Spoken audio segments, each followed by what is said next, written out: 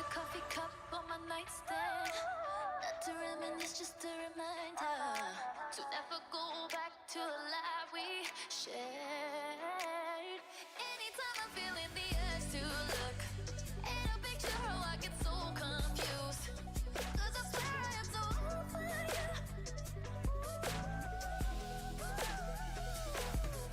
My mommy told me that we shouldn't worry. Daddy told me just a good story. He said to move on and keep going. Imagine we had one more life, one more shot at sunrise. Erase everything, start with new eyes. Don't break the same tragic goodbyes. What if this was?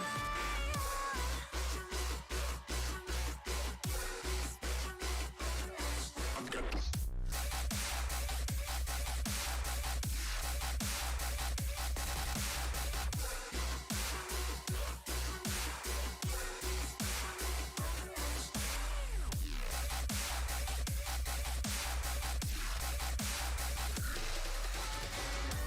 Baby, would you meet me on this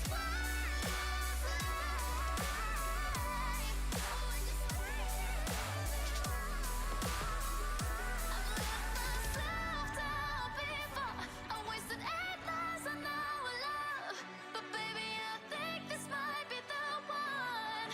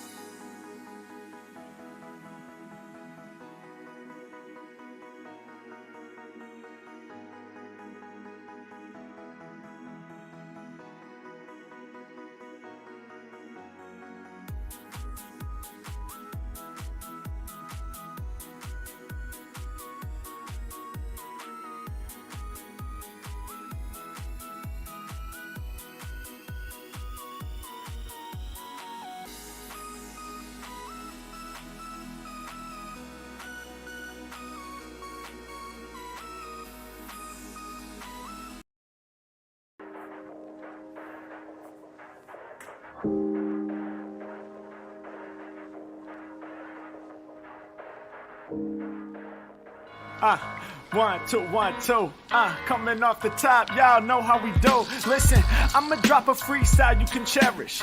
I'ma send a shout out to the host named Eric. Yo, he's never on some average shit. You know Eric, he stays loud and passionate. I'm about to break it down for y'all with the clever song. Yo, shout the host named Thomas, cause he's never wrong. And shout to John, you know that he's smart and quiet, unlike my freestyles, which cause a riot. I'm about to do it like this, cause the people love me. Shouts out to PHP, the ugly. It's called ugly cause it's not professional, but I'm about to come through and bless it with style. So let's do it when I'm spitting, I perfume the room. Yo, the segment of the show is called Doom and Gloom. That came from Thomas. Yeah, can nobody go beyond this? I get the mic and then I'm about to keep it like a promise. Yeah, and y'all know we fill them up with anguish. We talking about the PHP, the programming language. About to break it down, no exaggeration. What do y'all do for a living? Web applications. Okay, I can dig it. My words spray tight. They getting together on the Thursday nights. Yeah, when it comes to rhyming, you can call me the new dude. I spew true lyrics while y'all broadcast on YouTube. So let's get it. You know my lyrics are major. All up in the comments, they got plenty of haters, but they doing what they doing. Keep it ugly. We ending every show with the saying it's lovely. Let's go. Hey, shout out to y'all. Peace to the whole squad, man. Hope your channel is doing real well on YouTube. Hope you guys are having fun. And it was an honor and blessing to do this little custom freestyle for y'all. Hope you enjoy. Stay up. Yeah. Come on. Hey.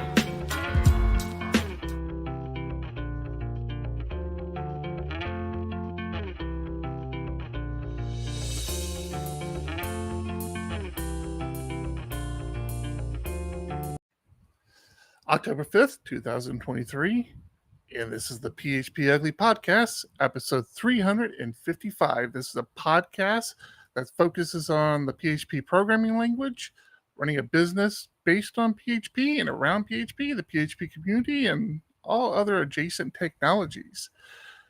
We're sponsored by a couple people here, honeybadger.io and PhpStorm, as well as PHP Architect, which is the company John and I run, and as well as our supporters on Patreon.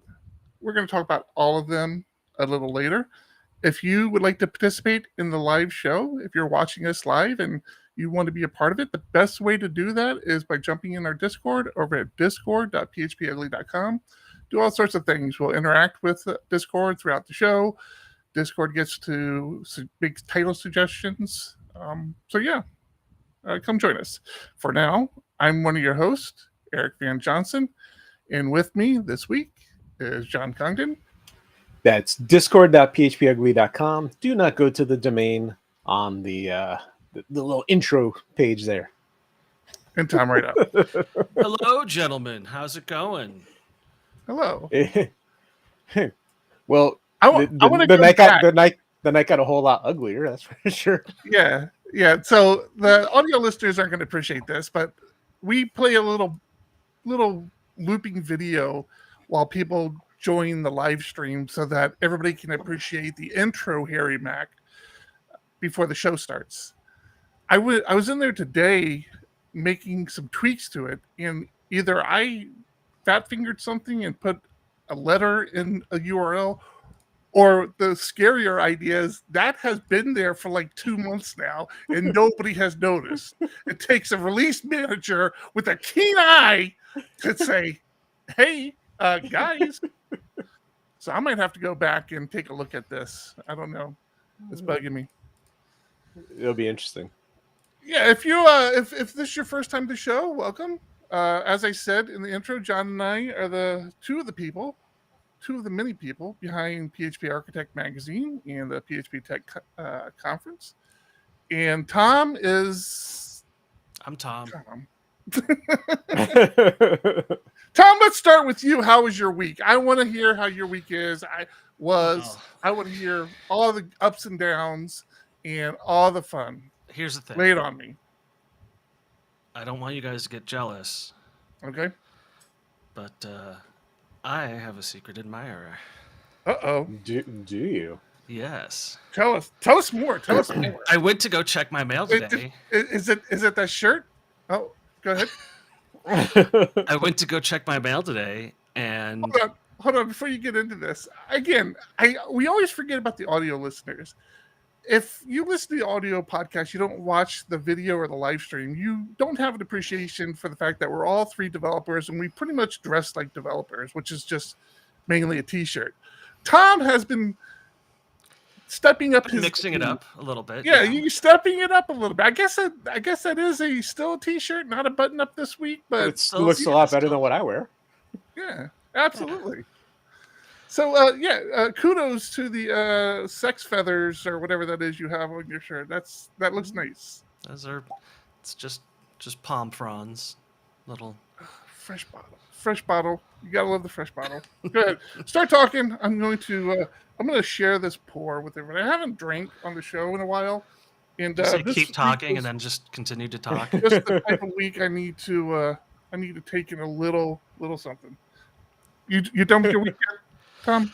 I do seem to have a secret admirer because I checked my mail today and there was a package from Flipper Industries.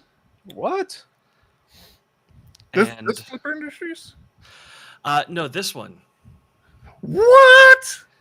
You got Nice. the case and everything? I got the case. I got the. What was on the screen there? Is that somebody fishing? It's a dolphin. It's Flipper. I couldn't see it. You didn't have it quite close enough. I don't have one of these things, so I don't know.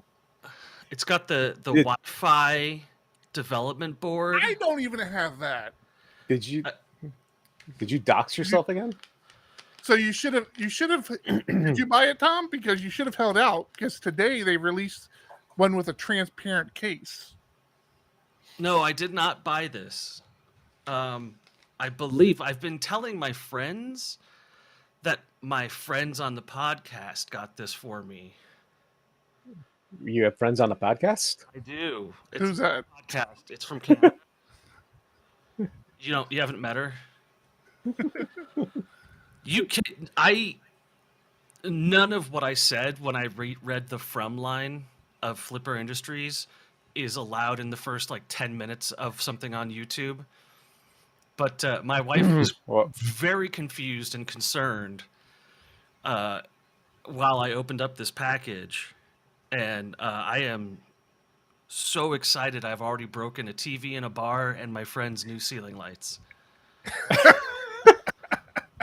You just got it today?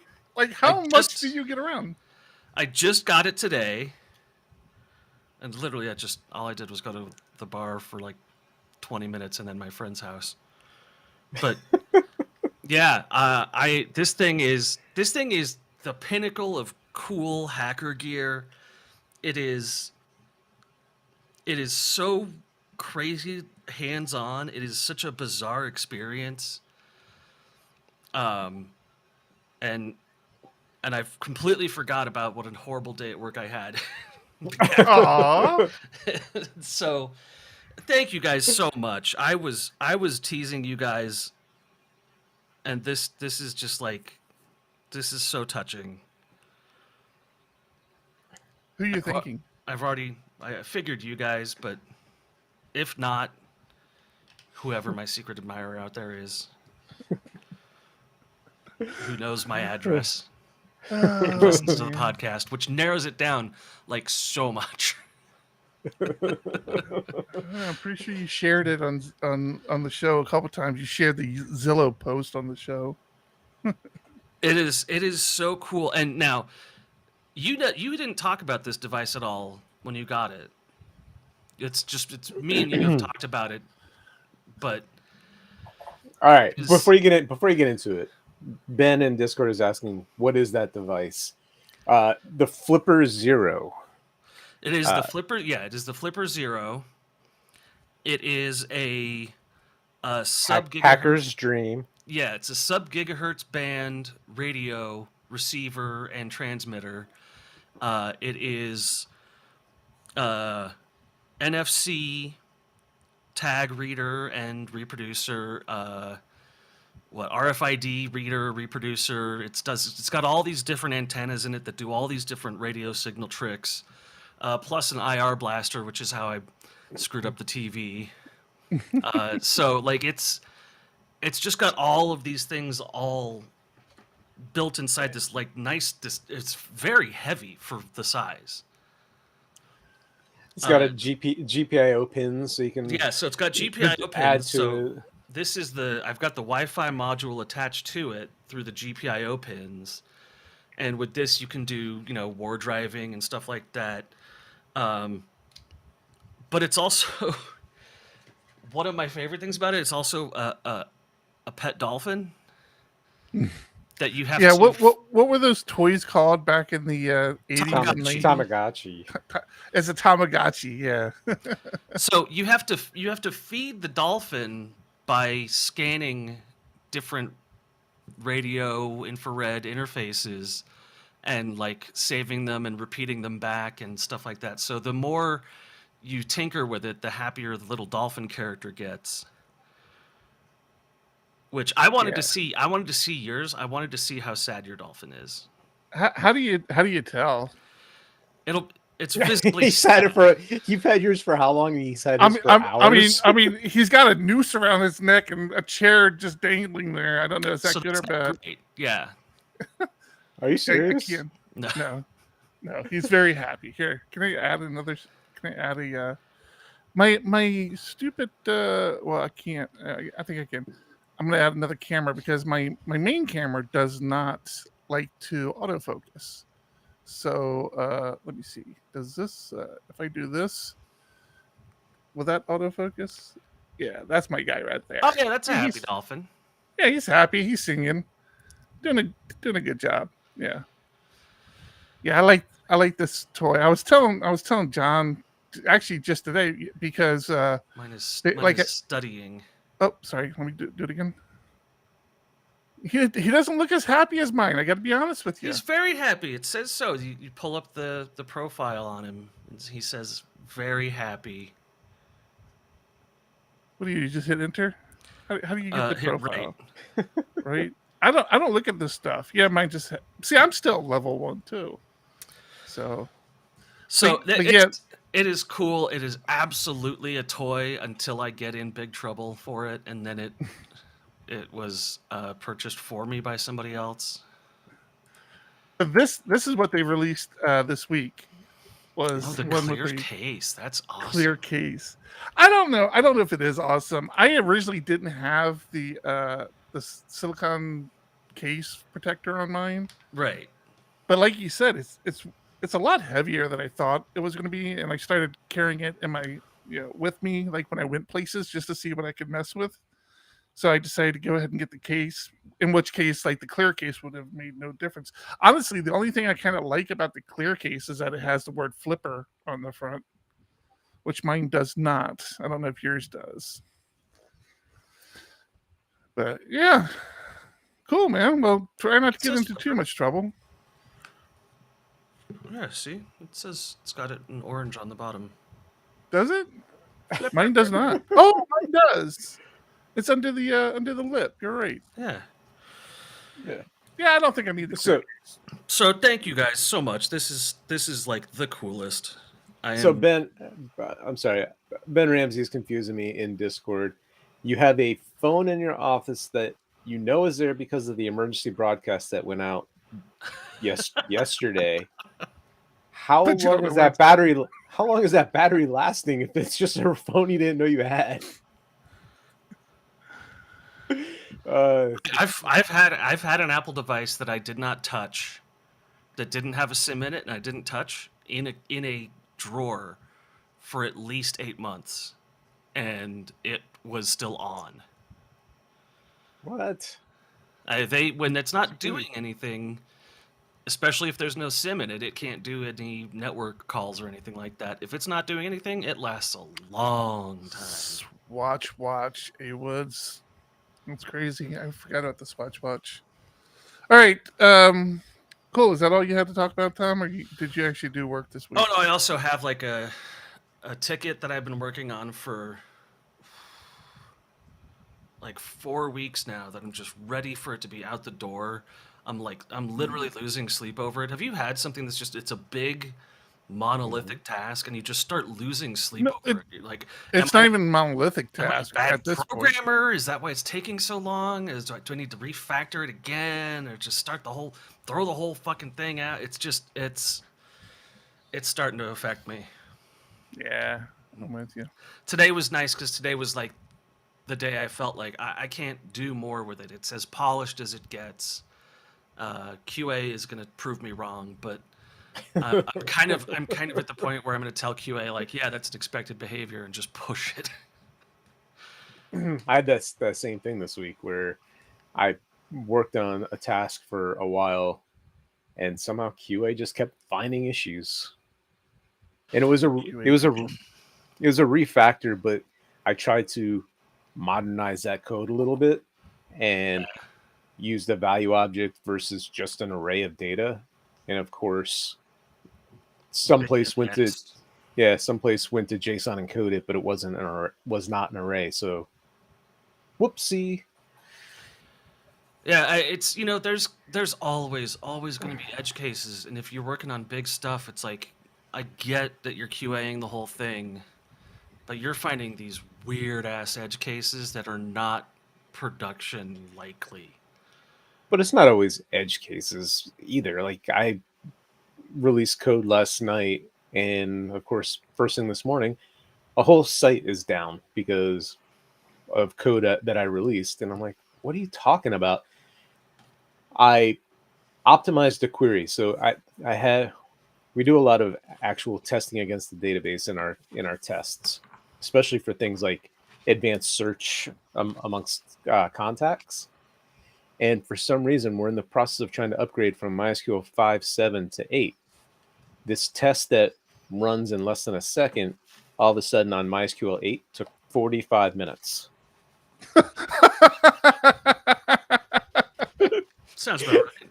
Is that not And what upgrading is for? and the sad part is it's in a test database, so very little data, right? So it's like, what is possibly taking so long? So I have this great idea. Part of the problem is it's using subqueries. So I will rip this out, do the queries for these IDs first, and then just use where in within the big query, right? And I have unit tests.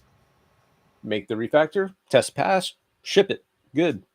Yet, until you put it against production data where there is actually millions upon millions of rows in the table, it just ground to a halt.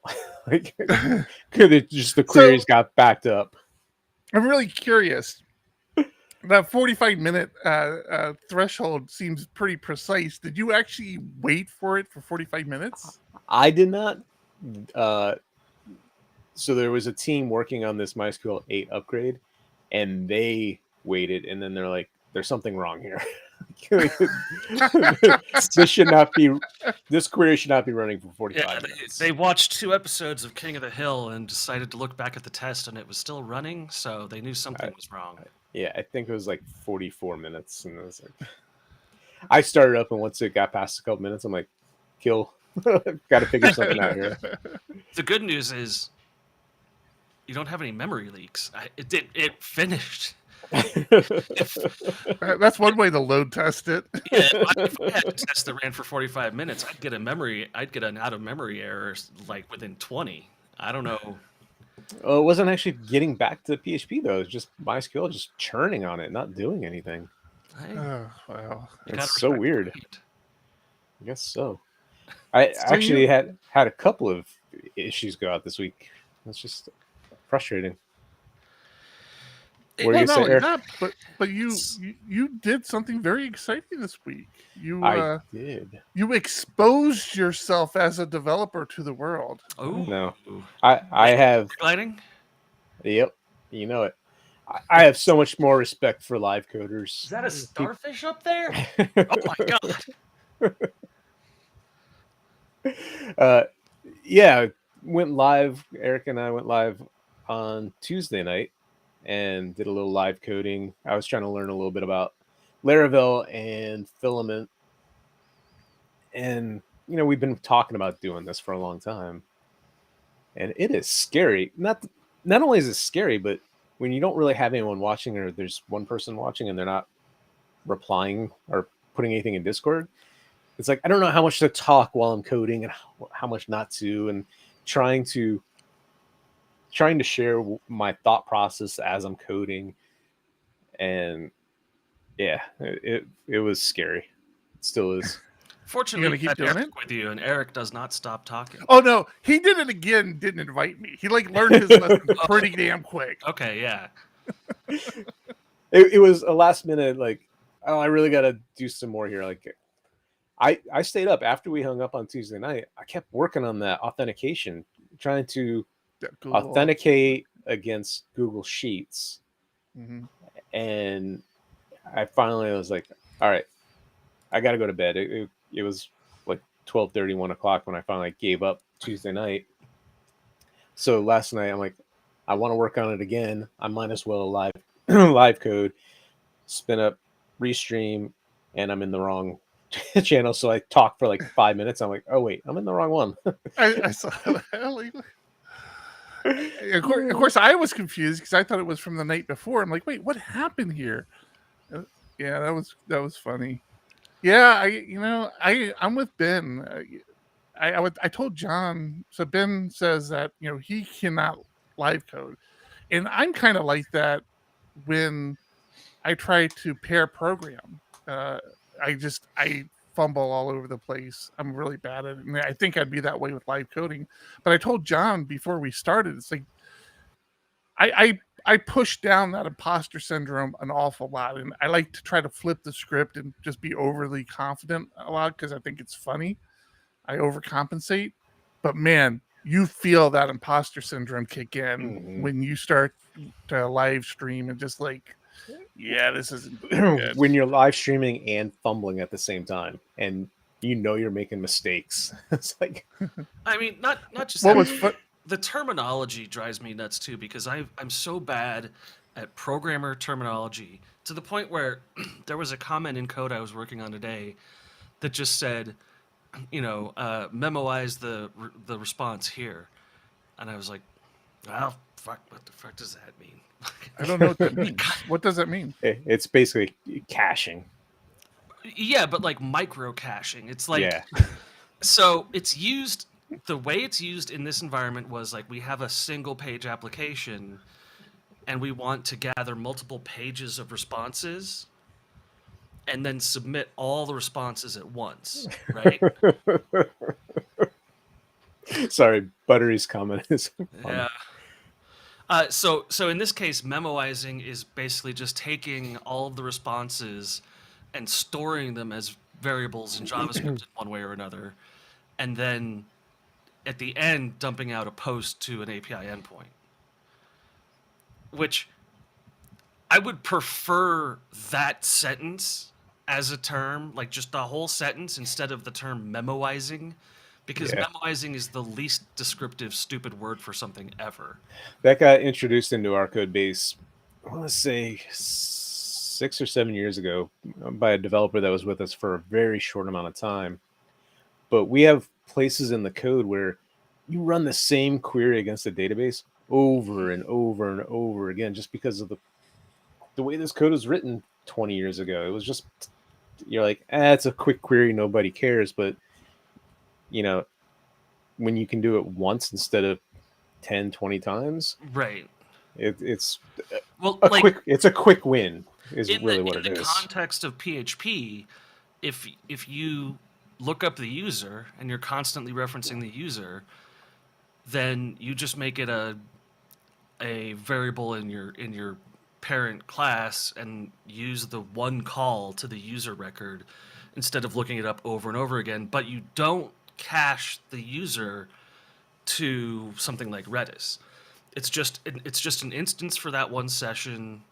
It's memoized. A singleton is a memoization. So it's, but I just, I hate to bring up the Primeagen again, but God, I'm like turning into such a fangirl about it. Everything he says is like, yeah, so you take a monad, drop it into an established concrete class. Your concrete class represents a memoized cache forward-looking variable object, and bam, that's a great new feature. I'm like, what? Can you please speak English? What? Slow it down. And he's so excited about it. And I'm like, I can't be that excited about anything except for our sponsors. Folks, Tom Rideout here, and let me tell you, if you think listening to PHP Ugly makes you question my coding skills, you should see my actual code. It's why honeybadger.io and I are such a perfect match, like peanut butter and jelly, or me and questionable life decisions.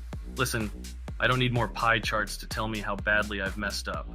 I don't want to go through a library of logs, deciphering them like they're the Da Vinci Code of my own failures.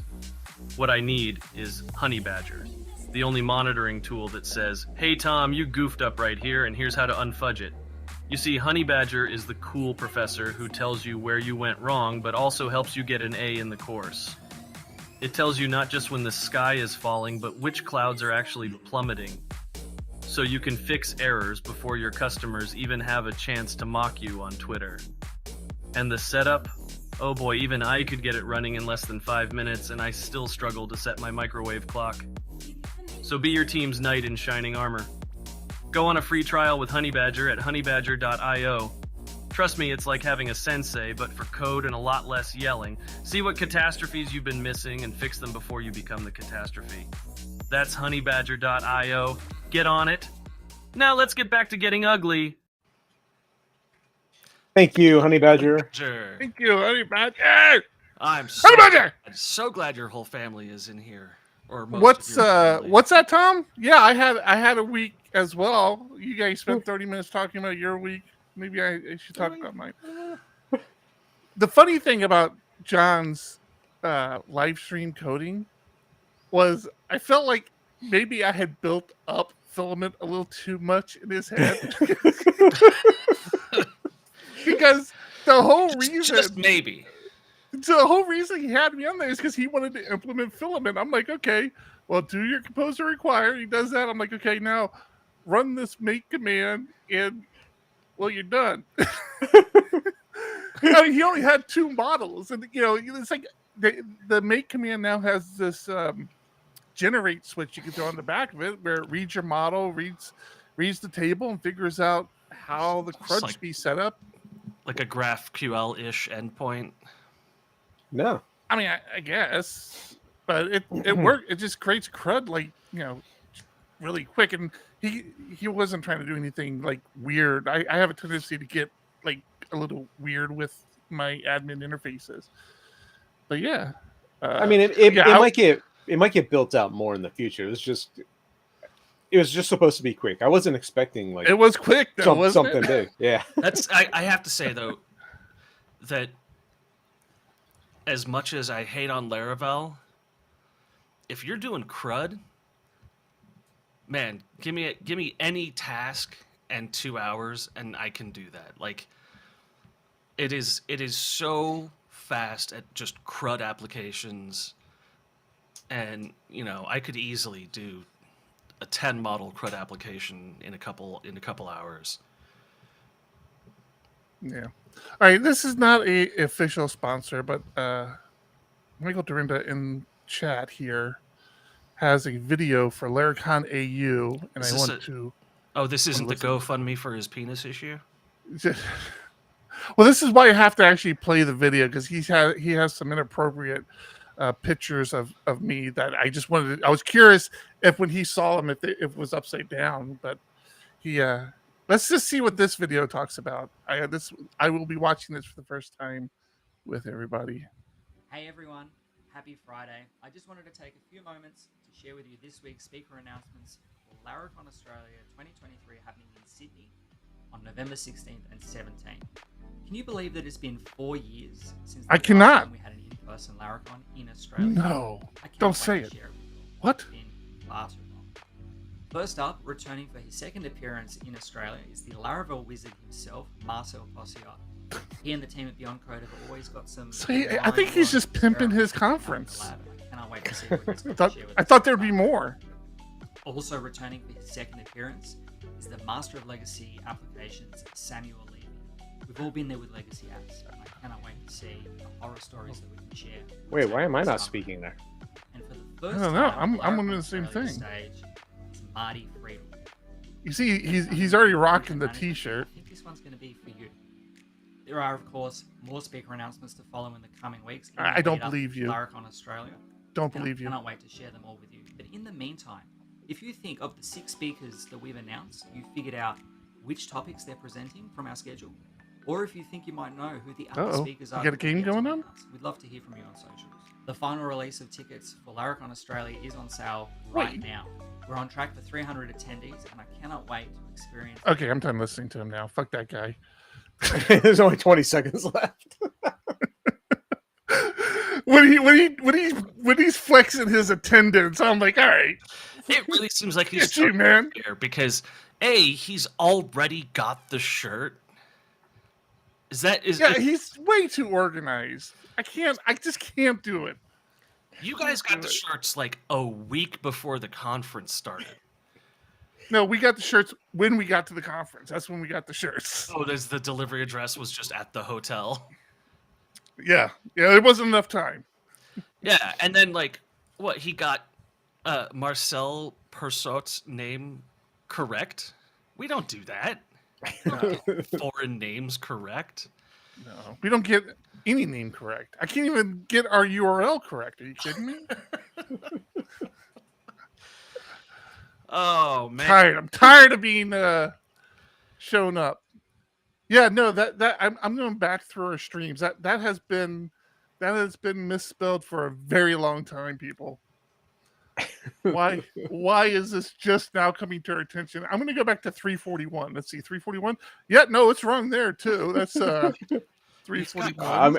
I'm gonna guess it's been wrong since it was created, and none of us caught it. Since what, 297? Well, no, you're right. We didn't have it in 297. Oh man. Yeah, probably since the beginning of time. You know, I'll just keep it that way and see how many other people notice it. That's my little game. And then he gives people homework for his conference. Doesn't offer a prize. Doesn't, hey, see if you can figure out who's giving what talk when. And then good job. No, it's more of I think it's more like, we don't know who we're gonna speak. Who do you want to speak? And maybe we'll try to get them. There's those ugly guys there. Eric, your current wife is 100% her. correct on this. The prize is giant bugs. So if you get the answer correct, you get a giant bug in your shoe randomly throughout the day. One that will try to kill you. Not try.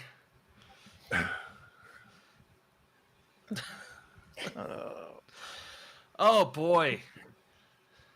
We are the weird uncles of Laravel. PHP related that my kids are even rocking the geek words. That. Yep. Eric, you were still talking about your week. To share. Nah, not really. I appreciate Tom's just not feeling like he can get tasks done. For me, it's not even like a big task. I've been trying to get back to my event sourcing application where I just apparently have to add a couple endpoints and things just keep piling on. I got a ticket today that a third-party service we're using. So what are we, October? This is the first week of October? Yep. A third-party service we're using that does some image recognition for us. They're decommissioning their API endpoint, and you have to move to the new API endpoint, which hopefully is not going to be a big deal, but I don't know. And this is the perfect opportunity to.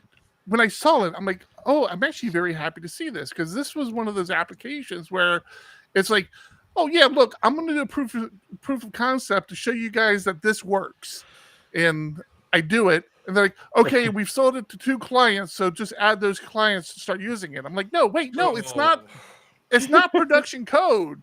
Is it running on a server? Yeah, it's production code. I am less of an optimist than you. I would aim for an inconvenience or a struggle, and I would be bothered by a large undertaking.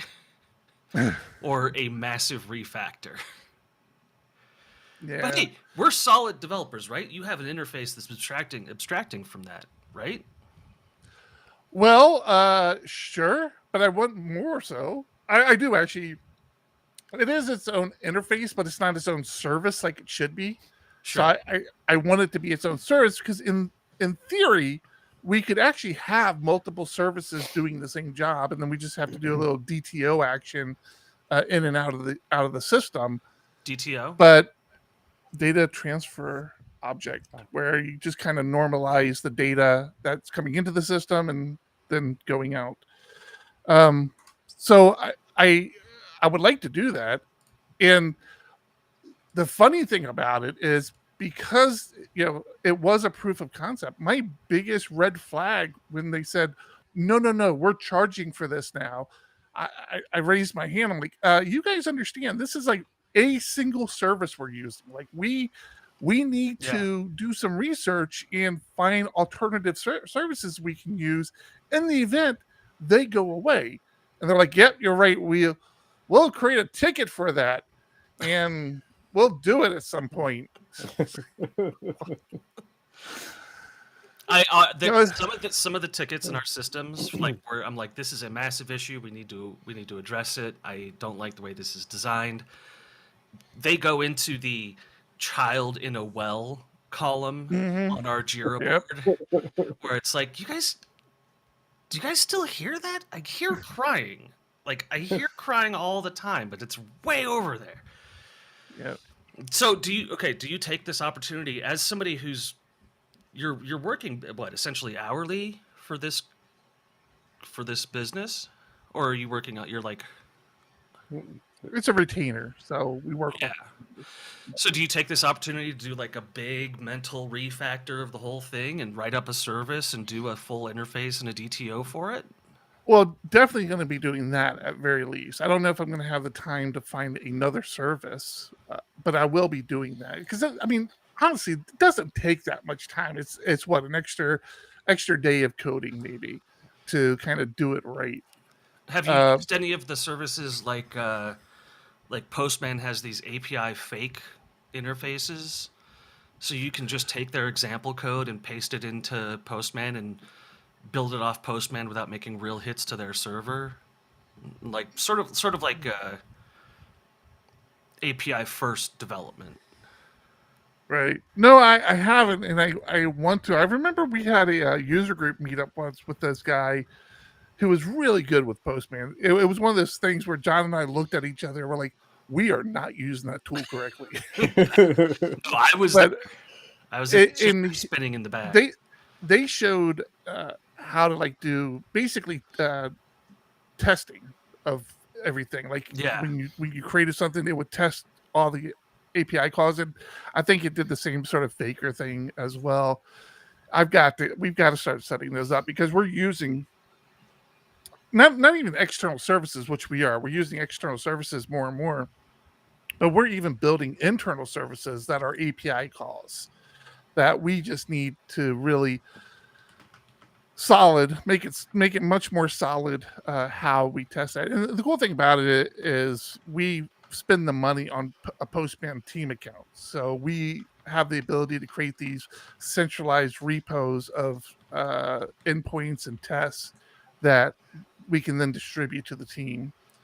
Which, if you haven't had the opportunity to use Postman team, and I know it's not for everybody isn't going to be in that position, it's very cool because it's way cooler than it used to be, because it becomes like this Git repository, and maybe it's like this for not teams. I don't even know anymore, but essentially we have like this Git repository of all our Postman stuff, and team members will go in there and fork the branch essentially into their local Postman.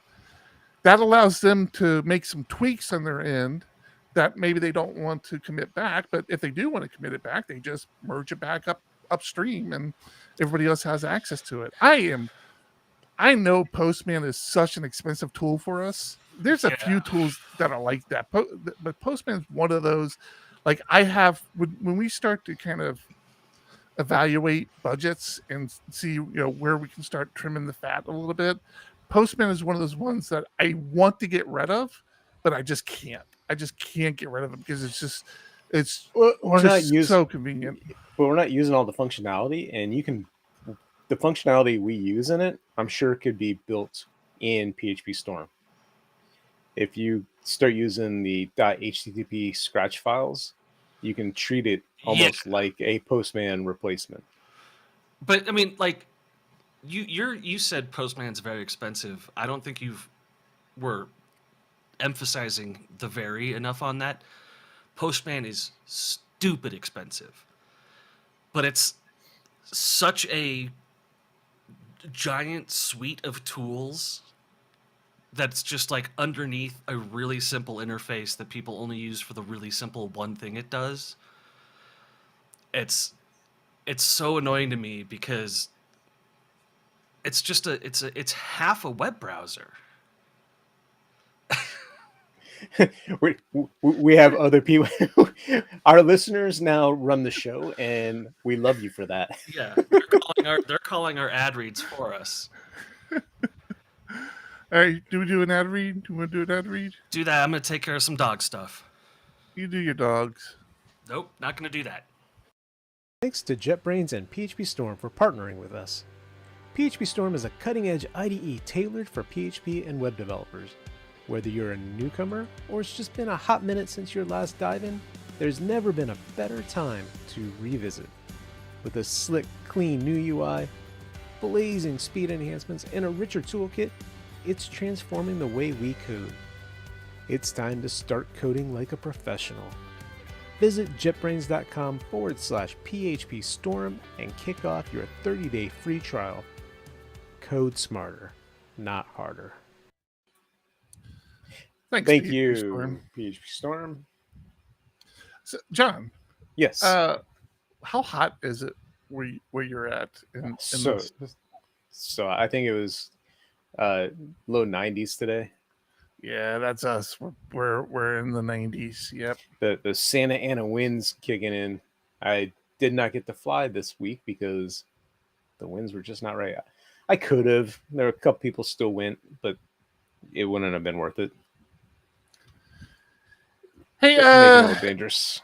in our Discord, Ramsey just said HTTPie now has a GUI. I need a link to that because actually that was Buttery that said that HTTPie now No. has. Oh, it's such a no. You Ben said it. yeah, you pinned the wrong one, but that's okay. Yeah. I need a link to that, Ben.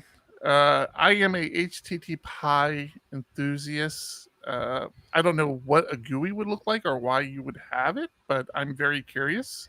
It's always easier to get other developers to use tools if they have GUIs. So I would like to see that if you have a link to something you can share. Welcome back to the show, Tom. Happy you were able to join us. We're following up on. Oh, I see. There is a Dex. Oh, I see what you're talking about now. There's a desktop app. Let me share my screen. HTTPie has a desktop app. Oh, I always forget that restream. I have to share and do this. This is interesting. So, what does this look like? So, if I go to app, AI. Wait, what? Oh boy. AI assisted generated requests for your prompts. Describe in human language what you want to do. What? Okay, I can't look at that right now. I tell you, wow, that looks very, very early Postman-ish, doesn't it? Man, And it that looks is like actually something. 99% of use cases, which is that I need to post or get or put something. And this is free. I didn't even. This is HTTPie is a open source project to begin with. But yeah, there was no pricing or anything for this. You just click in and you're in there. That's kind of cool. I guess you can't use it locally. Maybe I don't know. I would have to play with it some. How would you do it on local development without using something like ngrok or Cloudflare? But yeah, this looks good. Yeah, there is a download if you go to the desktop stuff. Download for Mac, Windows, Linux. or Linux. Well, let's see. I can't share that because it's not a tab.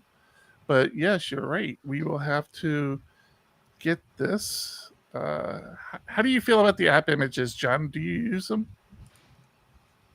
I don't do much installing, and I think I tried app image once or twice, and it was just so. It didn't. So here's my issue with I do use app images because sometimes that's all you can use. They're so big. Like the images are so big I hate that about it because it includes all of its kind of support libraries and everything all in one package. It doesn't depend on the system having anything, and it just makes for these massive packages. Yeah, I'll have to Yeah. check this out. I'm sorry, Buttery, that we're all not as good at curl as you are, that we can just do it from the command line. Well, this command line is actually pretty simple. It's not curl. It's actually easier than curl. But yeah, this is how I'm used to using it. But curl is easy too. I mean, it's not. It's Once not you that learn hard. the switches, yeah. Curl's It's easy. not even that. You have to post an image to somewhere or parse XML out of somewhere. I mean, like, yeah, it's easy, but the thing about Postman is that the features, as you get used to it, the features just sort of like stack up. Yeah. And you go to another client that doesn't have it, and you're like, "Fuck, I need this one." The fact you can have environments, the built-in authentication, I use that all the time. Where at my top level, I have OAuth set up. Right. I click a button, go get a token, and I'm done. Now all my endpoints now have my bearer token, easy peasy. And it can read like standard API docs. So if you have your code documented in a way that's like legible by, I can't remember what the API documenter is. Swagger? Yeah. No, it used to be Swagger. It is now Open API.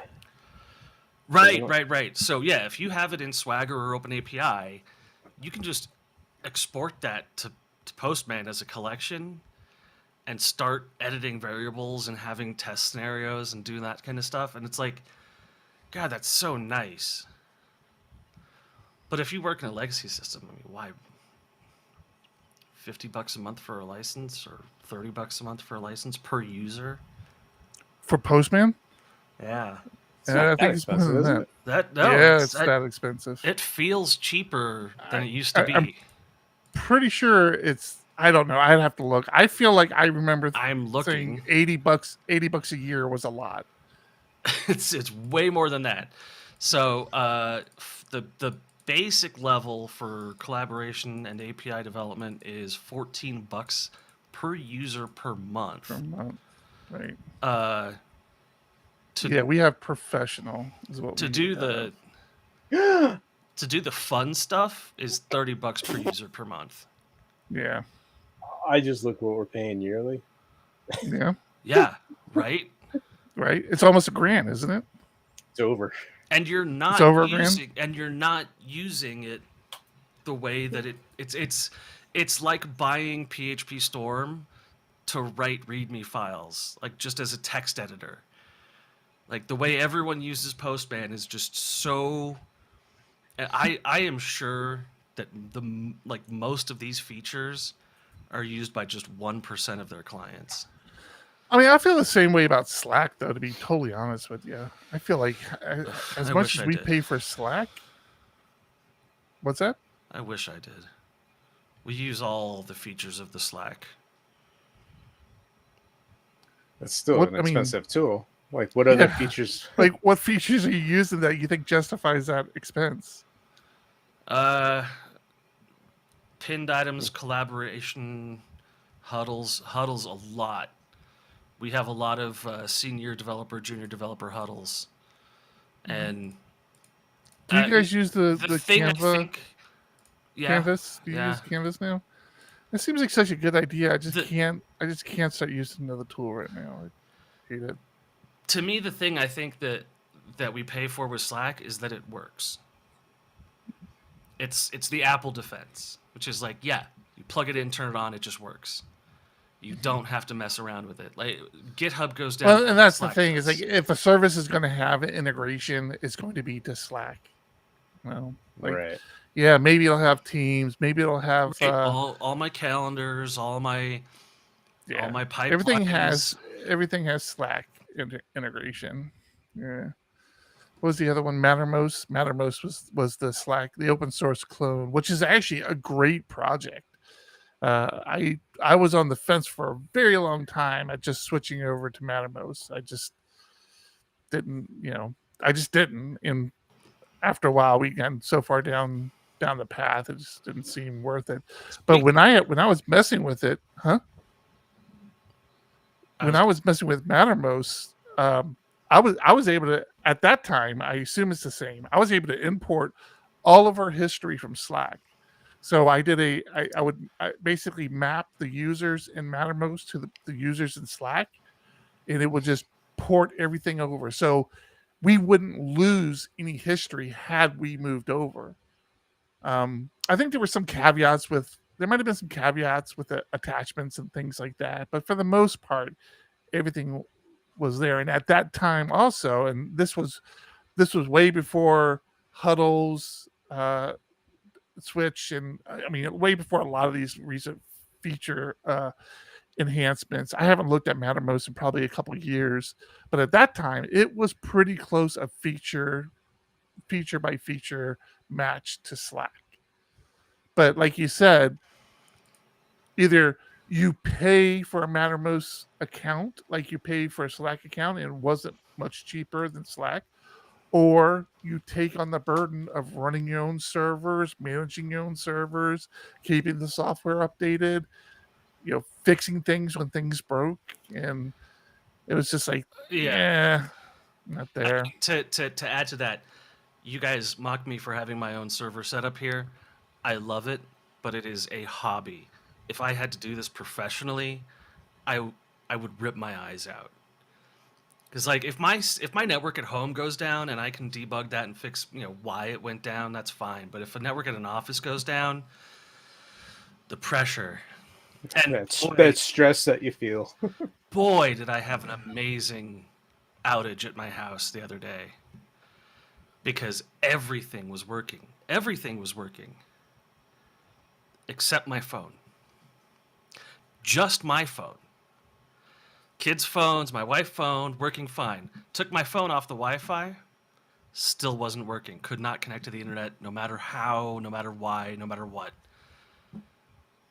3 hours of debugging this.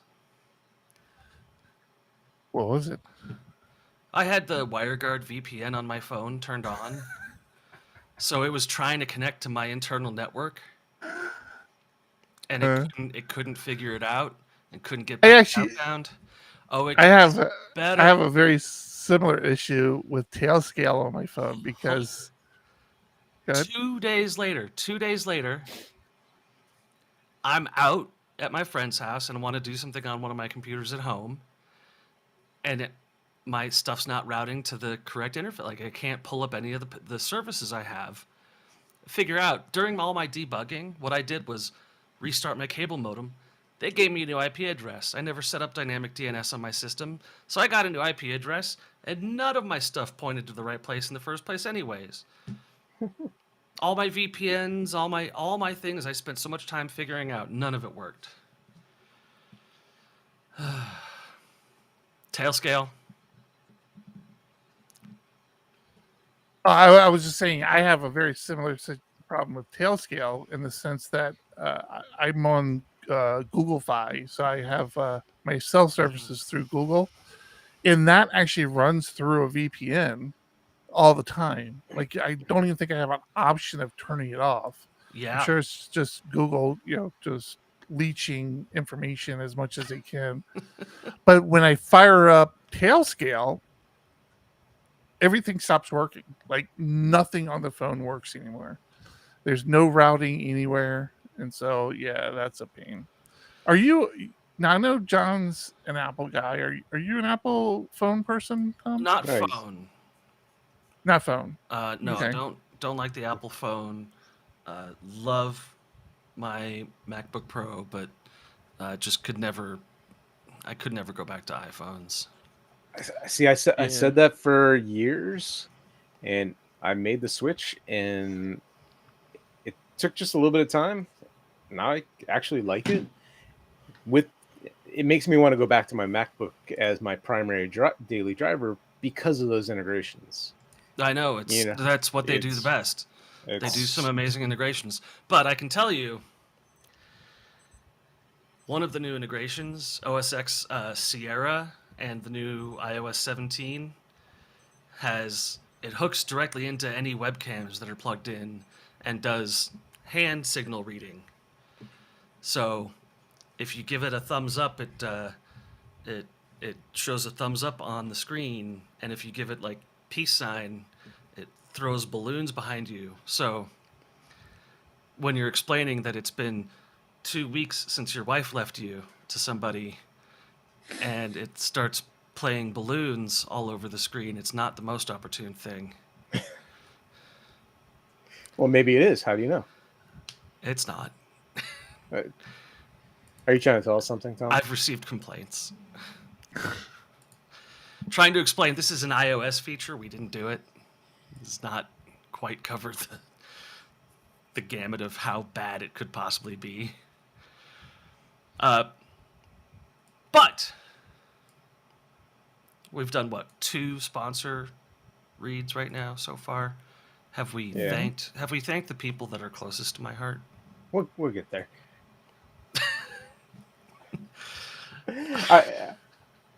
I'm going to share one more thing that happened today because it annoyed the hell out of me. Again, working in a legacy application, we have a ton of dynamic properties on classes.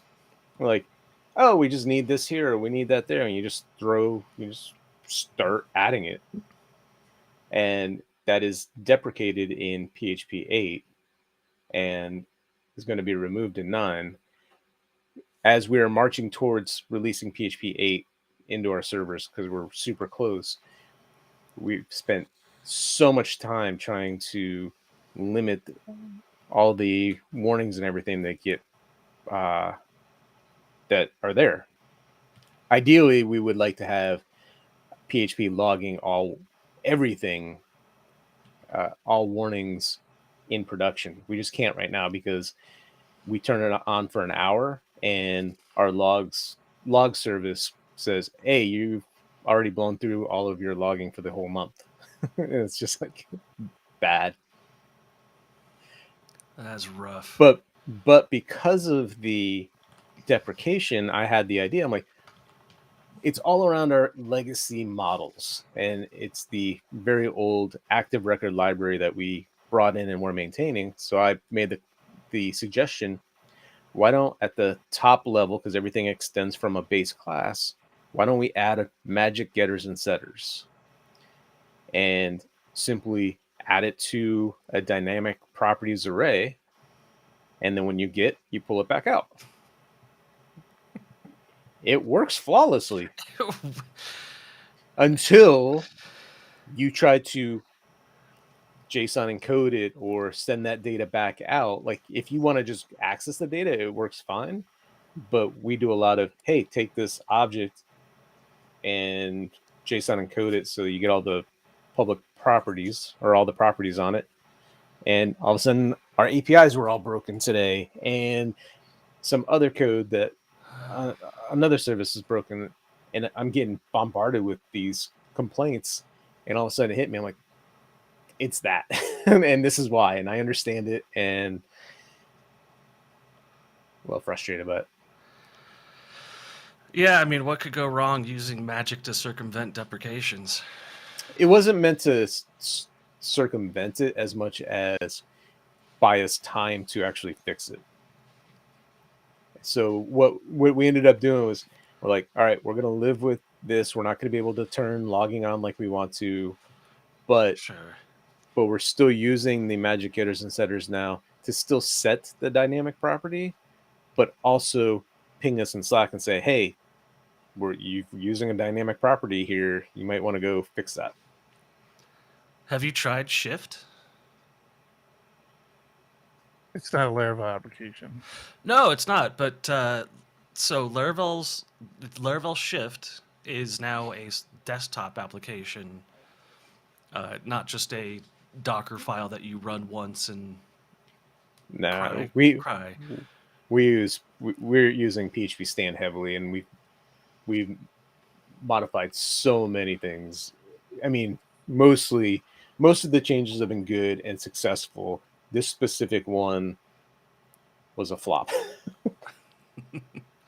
I tell you, Laravel Shift. I downloaded the app a while back and looked at just the free download, and it's got a bunch of stuff that's like, yeah, just this is a free thing to figure out where all these issues are Yeah. related specifically to these deprecations. Ramsey recommends Rector as well, and we used Rector on the application, which solved a lot of issues. We've used PHPStorm to find issues and help fix them. Damn near killed her. Yeah, there's been a lot of progress made. We've done both, where we're like, just throw PHP 8 on and see what breaks, and it sometimes works, sometimes it semi works, and then you see there's an issue and you roll back to 7, fix those issues, and you do that dance. For this application, there's a specific person that is very heavily invested in not just upgrade and go. They want to PHPStorm to be passing very solidly. Is it Kalen? Everything type into. Fire that guy. Nah. So progress being made. I can't wait to be actually using 8.2 code. We're using 8 in all of our Docker containers, in CI. I just can't write PHP 8 code yet. That's sad. It makes me cry.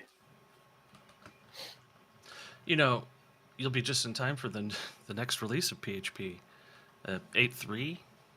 Out in just a month and a half. Yeah, I think it's in release candidate 3 right now. I think November 23rd it comes out. Yeah. But we're in the spooky season. I really want to see what Eric's throwing together for our Patreon page. That's fall. That's not nearly spooky enough. Yeah, I didn't want to have spooky all month. So it's This is what you October. get. It's spooky all month. And you're not wearing any of your Halloween hats or shirts yet. Oh, Right. you're right. I'm pretty sure I have 4 or 5 of those things. That needs to start happening next week. Good call there. Oh, yeah. Well, next. Yeah, thank you to all of our supporters on Patreon. We do greatly appreciate you. Yes, thank you. Where are you guys going to be next Thursday? Here? Are we not going to be here? Well, what is next Thursday? Is there something going on? I'm going to be in San Diego next Thursday. Oh yeah. Are we doing a show? I don't know. I land Thursday afternoon. I'm not sure what the schedule is yet. I haven't discussed it with my significantly better half. So we'll have to figure something out. You picked a bad time, at least for me, because Yeah, I'm out of town. well, you're always out of where town. you're gonna be. Also, you live out of town, so that doesn't count. I'm gonna be at a '90s hip hop throwback concert on Friday. So wait, are we saying we're not going to have a show next week? Is that what we're saying? We can have a show next week. Why can't we have a show? Oh, okay. Thursday I night. don't know. We gotta find a spot, take it over, make it just the worst Starbucks experience any employee's ever had. What are we gonna do when we're out in Austin? Are we gonna do the show there too? I assume so. You don't pay me enough for this stuff, man. We can save that conversation for the after dark portion of the episode. We have a PHP roundtable in the works. That's gonna be fun. That's actually gonna be next. What? I was gonna ask if it's scheduled. It is. I need to get it up on the website still, but I think it's next Friday, or I think it's next Friday. Yeah, that's what I'm going to say. It's the 13th, Friday the 13th, actually. That is awesome. The current wife and I started dating on a Friday the 13th. I think I tell you guys that every time a Friday the Explains 13th rolls around. so much. Yeah. So, it's going to be about 1 p.m. Pacific Coast time, which makes it about 4 East Coast. And then we have some people over in Europe, which I guess that's pretty late in Europe. I think it's going to be like 9 o'clock, 10 o'clock for them. So it's going to be fun. Have a few people. Ben in our Discord is going to be there. Sarah said they would be there, although have not confirmed yet. And fucking Steve. Ooh. And Uncle Cal is supposed to be there as well. So very excited. Star-studded lineup. Really is. We'll see if everybody actually shows up. Yeah, I'm excited. I do like doing roundtables. It's just the coordination. I just don't know. I don't know how Sammy did it. Like trying to coordinate a time. I guess my big problem is I have too many people on the panel. I need to just like have 1 or 2 people because I try to coordinate things between like 3-4 people, and it gets out of control. And or just not coordinate and just say, "Hey, this is what I'm doing. Whoever can be there can be there." Right? That's insensitive, though, right? Because I have a tool. No, the tool I have allows me to like I can make up to the like 20 or 40 suggested dates and time blocks, and then everybody can kind of vote. And says, "Hey, this date and time works for me. This date and time works for me." Then what I try to do is I try to get. Typically, I'm able to get at least one day where everybody seems to be able to. It seems to be a good day for everybody, and I just was. This time, I just basically had to be selfish and said, "You know what? I'll do this time when I can get like half the people there." Unfortunately, a few other people have accepted the invite, so yeah, it's a lot. I mean, It's to a be lot. fair, you're running a magazine, a conference, and a consulting company, as well as 2 or 3 podcasts. I don't know if you do. I appreciate that, Tom. Yes, It's a lot for of acknowledging that. things on your plate. Yeah. I'm out here breaking TVs at bars. You're like worrying about payroll. Yeah, I'm not When jealous. you hear a Don't plane worry. crashed from Colorado to San Diego, you'll see Tom, on a mountainside somewhere holding a flipper. Help me! I already ate somebody's foot. They would do that. It was one of the button. So in the October spirit, I can't believe we haven't brought this up already because I'm so on time with this every year. It's Hacktoberfest. We talked about it last Whole week. segment last week, dude. Was I here? I'm pretty sure it's still in Trello. This Hacktoberfest, I'm actually going to do it. I'm going to do it for real this time. I think you've said that the past 5 years. I have. Yeah. I have every time. And this one for real, I have a project that needs it, that I can contribute to, that I use on a regular basis. I am very excited. I'm going to get a t-shirt if it kills me. Well, if you're wondering how they're not doing it this. They're not doing the t-shirt this year, but okay. Fuck. Actually, I don't know if they are or not. It's going to kill me. Ask the current wife. I'm sure the current wife would be more than happy to make you a t-shirt. I know you've got the Cricut printer thing. We have a whole shirt press. You should see the setup. Leading up to Tech last year, we had gone nuts. And then after Tech, it kind of fizzled out. We need to move it. It literally took over one of our dining rooms. All right, you know what then? Just for you, next Thursday, I'm going to be there.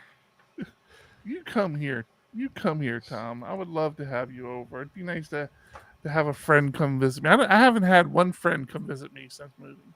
I mean, you have to invite people. Yeah, I was take gonna that. say it's a narrow I group of people. I have friends that I've made up here. Don't give me that. You've got to invite people. Don't just don't. But yeah, no, I literally have. To be honest, I mean to be completely frank, and I'm not. This is not a pity party on me. I honestly don't have a lot of friends physically in Southern California.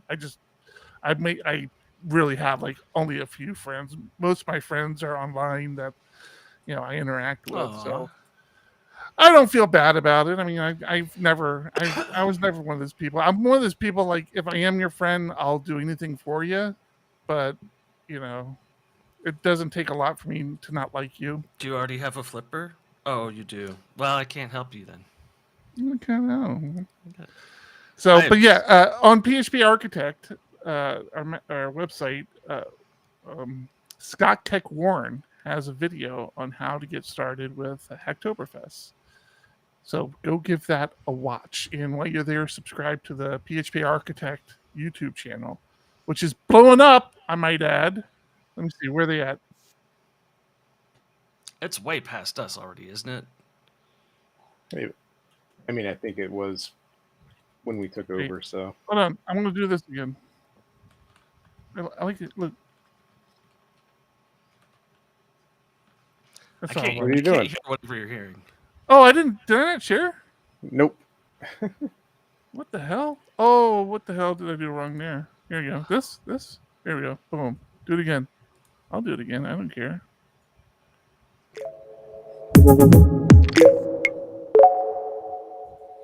I love our little bumper.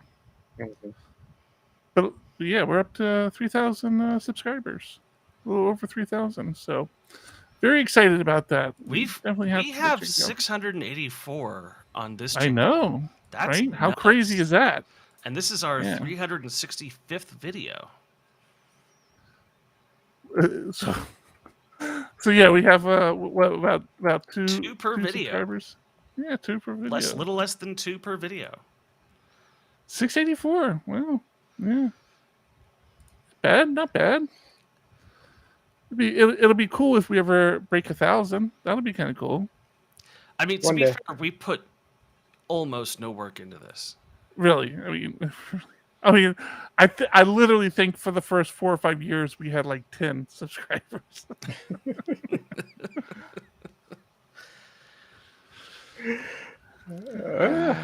Alrighty. Where are we at? We good? We Yep. good on time? We're great. Hour and- Cool. I Hours want to long. shout out our Discord again. Our Discord is so great. We do I- have I- one of the better Discords. I really wish I was more active in it, but my time in front of the computer is spent learning React right now, and Oh, there's always Oh, always I an excuse, just- isn't there? yeah, Always an excuse with you. yes. Let me shrink these down. That's awesome. See, I even have the Primogen's Discord. These are the 3 main ones. There's really just 2 I bounce between. Nobody really is in. I did. Roundtable. I did not know you could do little folders like that. That is You can Pretty do little awesome. folders like that. Yeah. So I have these are like the ones I'll go to. PHP community, Laravel, a couple of my Vim ones. Then everything else is kind of just these are other PHP discords I really don't visit a whole lot. These are my Vim discords. Yeah, you're good. Yep. We do have one of the better discords out there, I feel. I'll have you know, Let us know. after we end this episode, we're going to be talking about Vim. Because Why is it? Why do we have to wait until we're over? You don't have the guts to because bring it up now? it will be rambling and pointless, and that is as much as I mean, we do that. that's on- pretty much on brand for us. as much as we do that on the regular show, there will be periods of me trying to explain things I don't have the words for because it's Vim. all right. All right, let's wrap this one up then. Eric, you're the one who does the wrapping up. That's how it- I'm a little bitter. Like Mr. Live Coder here, 2 hours later, is still going, and then he tries to cut my podcast short. Fuck this guy. Podcast. All right. Somebody's been drinking. All right, that's it. Episode 355 in the can. I'm Eric. I'm John. I'm Tom. Everybody needs to talk slower. Keep it ugly. Keep it ugly. Keep it ugly. 1, 2, 1, 2. Coming off the top, y'all know how we do. Listen, I'ma drop a freestyle you can cherish.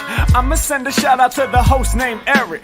Yo, he's never on some average shit. You know, Eric, he stays loud and passionate. I'm about to break it down for y'all with the clever song. Yo, shout the host named Thomas, cause he's never wrong. And shout to John, you know that he's smart and quiet, unlike my freestyles, which cause a riot. I'm about to do it like this, cause the people love me. Shouts out to PHP, the ugly. It's called ugly cause it's not professional, but I'm about to come through and bless it with style. So let's do it when I'm spitting, I perfume the room. Yo, the segment of the show is called Doom and Gloom. That came from Thomas. Yeah, can nobody go beyond this? I get the mic and then I'm about to keep it like a promise. Yeah, and y'all know we fill them up with anguish. We talking about the PHP, the programming language. About to break it down, no exaggeration. What do y'all do for a living? Web applications. Okay, I can dig it. My words spray tight.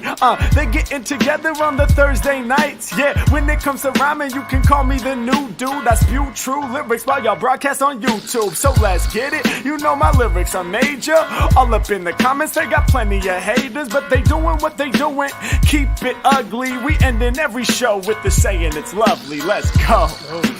Hey, shout out to y'all. Peace to the whole squad, man. Hope your channel is doing real well on YouTube. Hope you guys are having fun. And it was an honor and blessing to do this little custom freestyle for y'all. Hope you enjoy. Stay up. Yeah. Come on. Hey.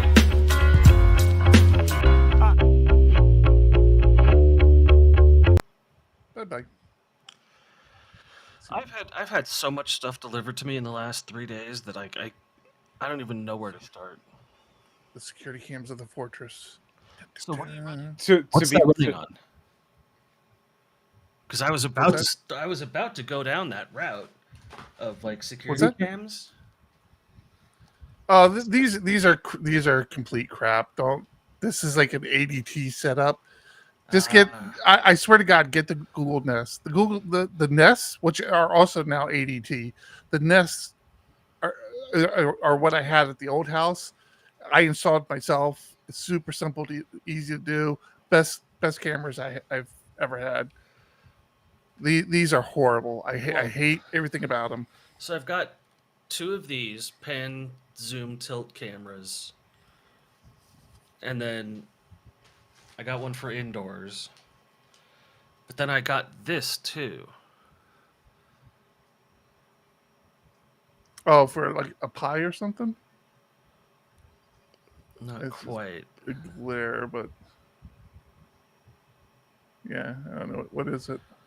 This is a Google Coral. Oh, dude!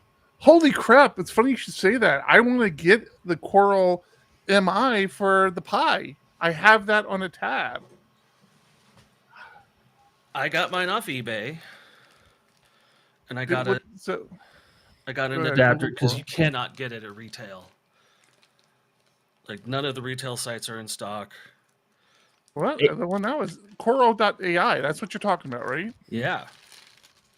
When I went to buy it the other day, it was in stock. Amazon has the M2s in stock, which you said is the one you products want. are out of stock. Mouse, seed, arrow.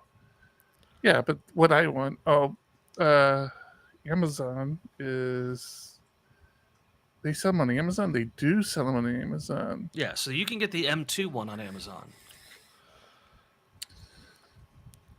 And I got this. Yeah. So this is the adapter for it. But I got this because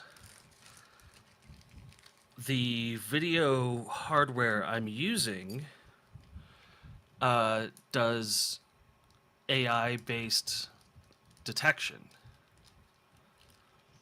So you can run like a 4K 60 FPS video stream to this chip, and it'll say, hey... What is AI-based detection?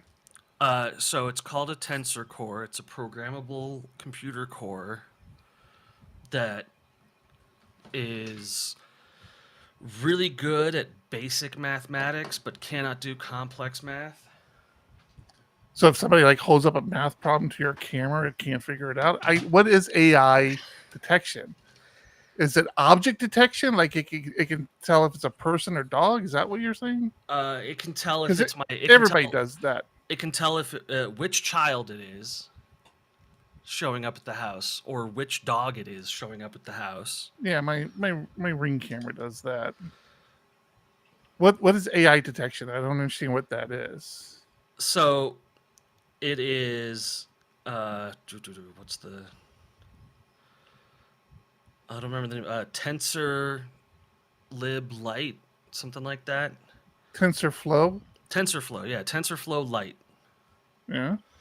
And TensorFlow Lite is a programmable tensor core based machine learning Say algorithm. tensor, like everybody knows what that means. Like I just said, tensor cores are small processors capable of basic math. It sounds like you're doing something else and you're getting confused. No. Yeah, not your business. All right. Anyways, Vim. yeah, Vim. I was looking at that. Yeah, what about Vim? What are we doing about Vim? Because obviously we're boring John. So what else you got? So I needed to edit some YAML for my video feed thing. Mm-hmm. And it was all console based or all command line based. And I hated it, and I could not get the spacing right on anything. Hate it. YAML. I hate YAML. Oh, okay. Because YAML is based on like where the spaces are. Right. And so I was like, well, fuck this. I'm just going to download Vim and a Vim YAML editor to do all the things for me. Sure. And I was roadblocked immediately. I did not know how to do anything in Vim. Nothing was working. It was driving me insane. Uh-huh. So I downloaded NeoVim. That was probably a better route to go, anyways. To be honest with you. Yeah, no, it like solved the issue. NeoVim, okay. Yeah. NeoVim was just like, oh yeah, no, I see what you're doing wrong everywhere. Right. Yeah. But NeoVim is definitely the way to go. I still just don't get the plugin system that they use. I will say, as far as plugins go, first thing, I am horrible with plugins because I am a horrible person to try to duplicate Vim workflows because I will completely blow away everything about my Vim configuration and start over every 6 months just because I love doing it. But the plugin system specifically, even in NeoVim, there are multiple plugin systems you can use. They're all pretty good. I mean, there's not really this has an advantage over that. Typically, they all boil down to the whole GitHub link that you need to configure. It's just like the username repo. My mouse straight up didn't work. Well, yeah, I mean that's a setting you have to put in your vimrc or your NeoVim file as well. Well, how am I supposed to do that without a mouse? Well, it's what? It's a console, dude. You just, I mean, people don't use a mouse typically in Vim. I think mine's enabled, but I don't use it. So, but if I need Vim to edit the config file, use the movement keys. That's the the whole point of mouse. Vim. No, Yeah, just use the movement keys. H, J, K, and L. But if I have to use Vim to enable the mouse for Vim, you don't do enable the mouse. You don't enable the mouse. But yes, you open up Vim, you type I for insert, and you say set mouse. What is it? Set mouse on or something? I don't even remember. It's been so long. Yeah, and makes no sense. Set mouse on would not make sense. No, I mean, knowing Vim, it'd be set keyboard duplicate or something like that, and that would enable the mouse.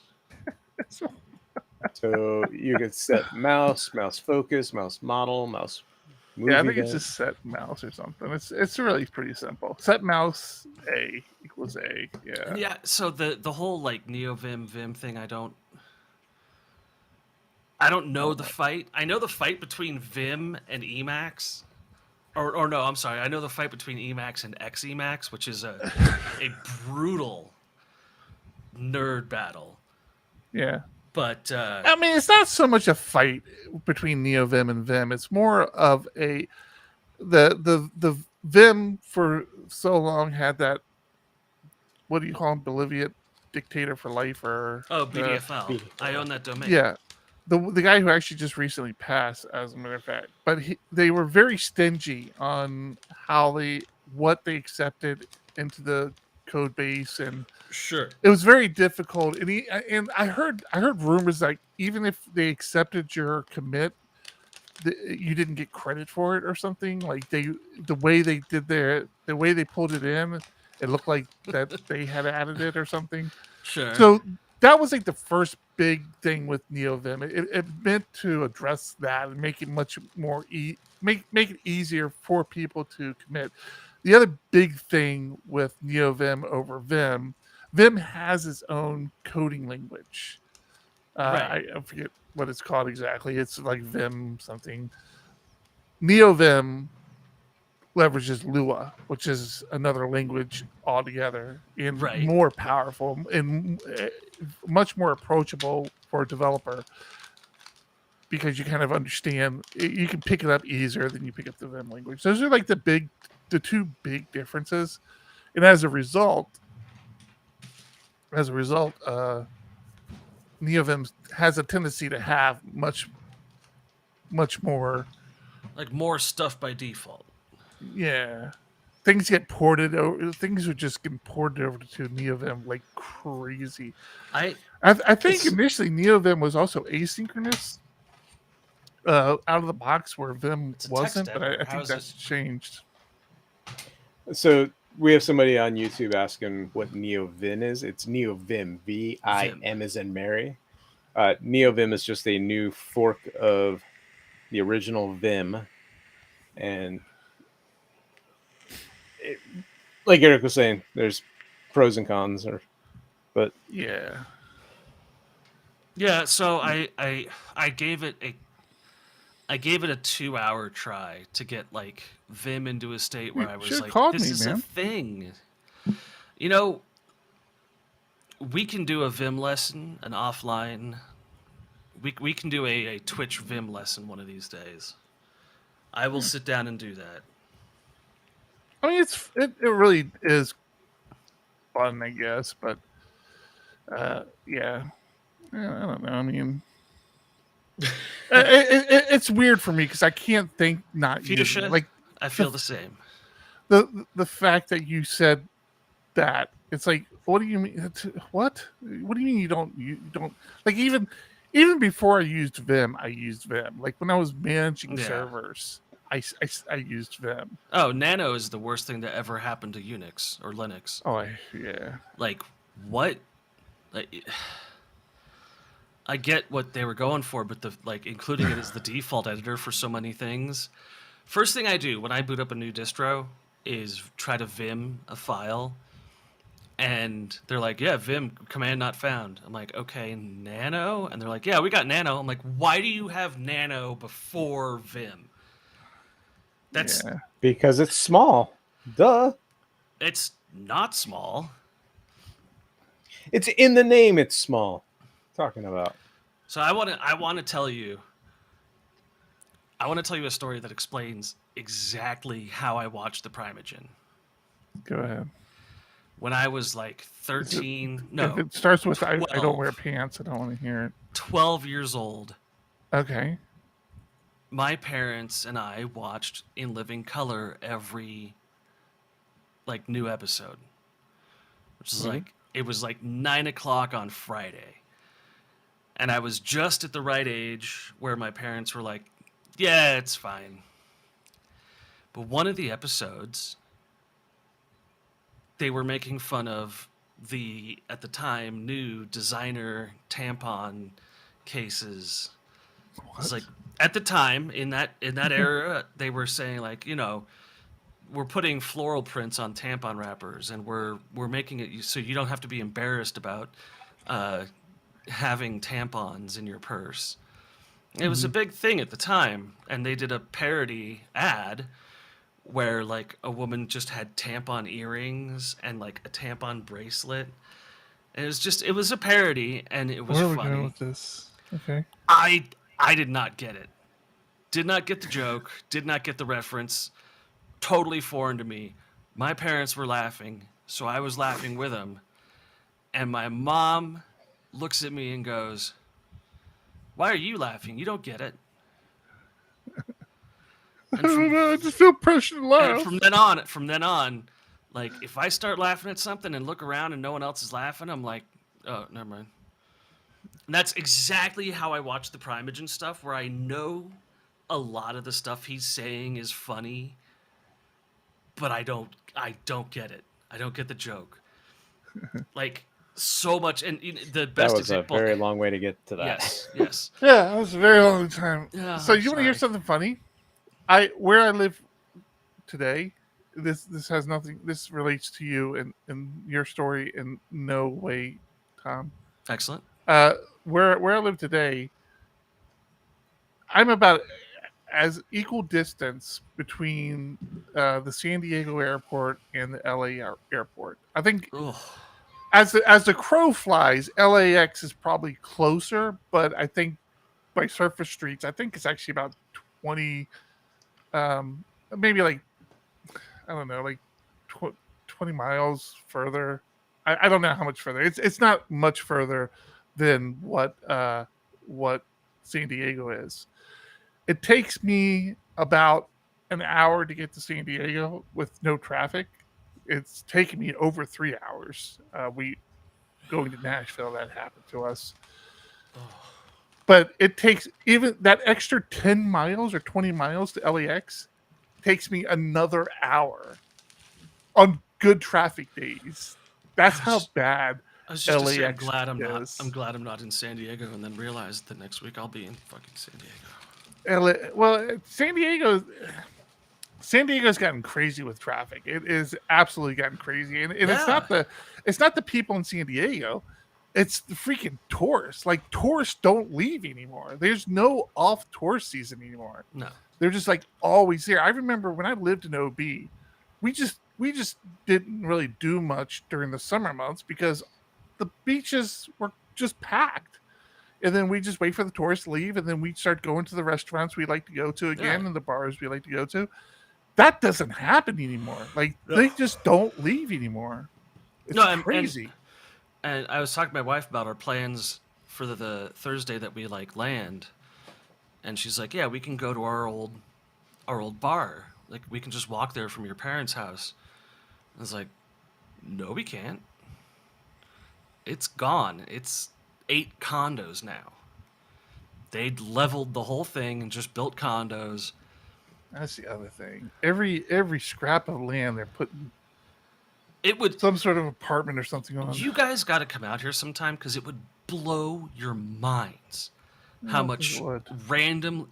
No, how bad the parking is, but B, how random the open spaces are, and how no one here knows at all how to use it. There's just a giant empty field next to Walmart, and then someone's like, "Let's build 3 houses there." It's like 6 acres, and they just build 3 houses right next to each other in that 6 acres with like 100 square foot backyard for each of them. And they're like, "Oh yeah, we nailed it." Like, no, what are you doing?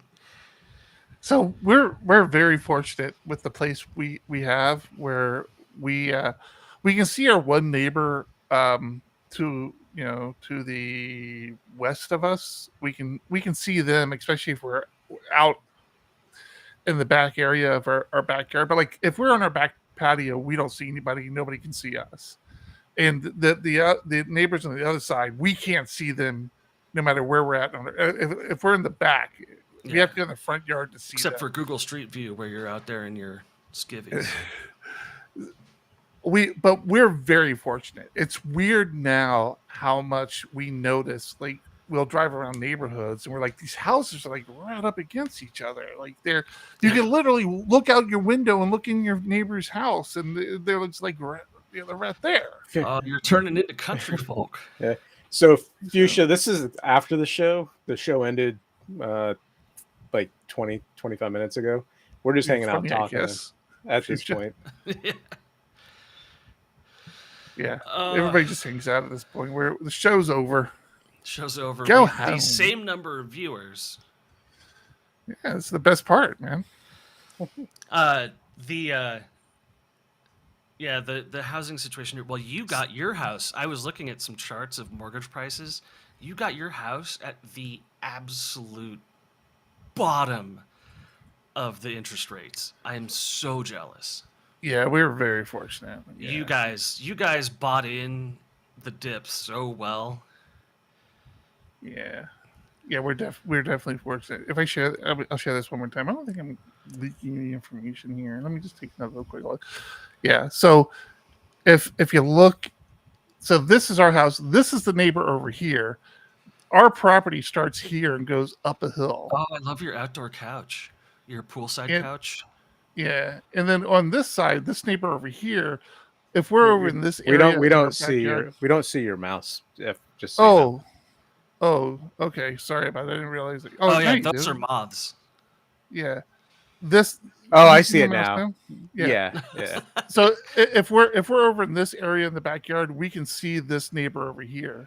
But this neighbor here, this neighbor right here, we can't see anywhere unless we're in the front of in our front yard somewhere. That's the only way we see this house.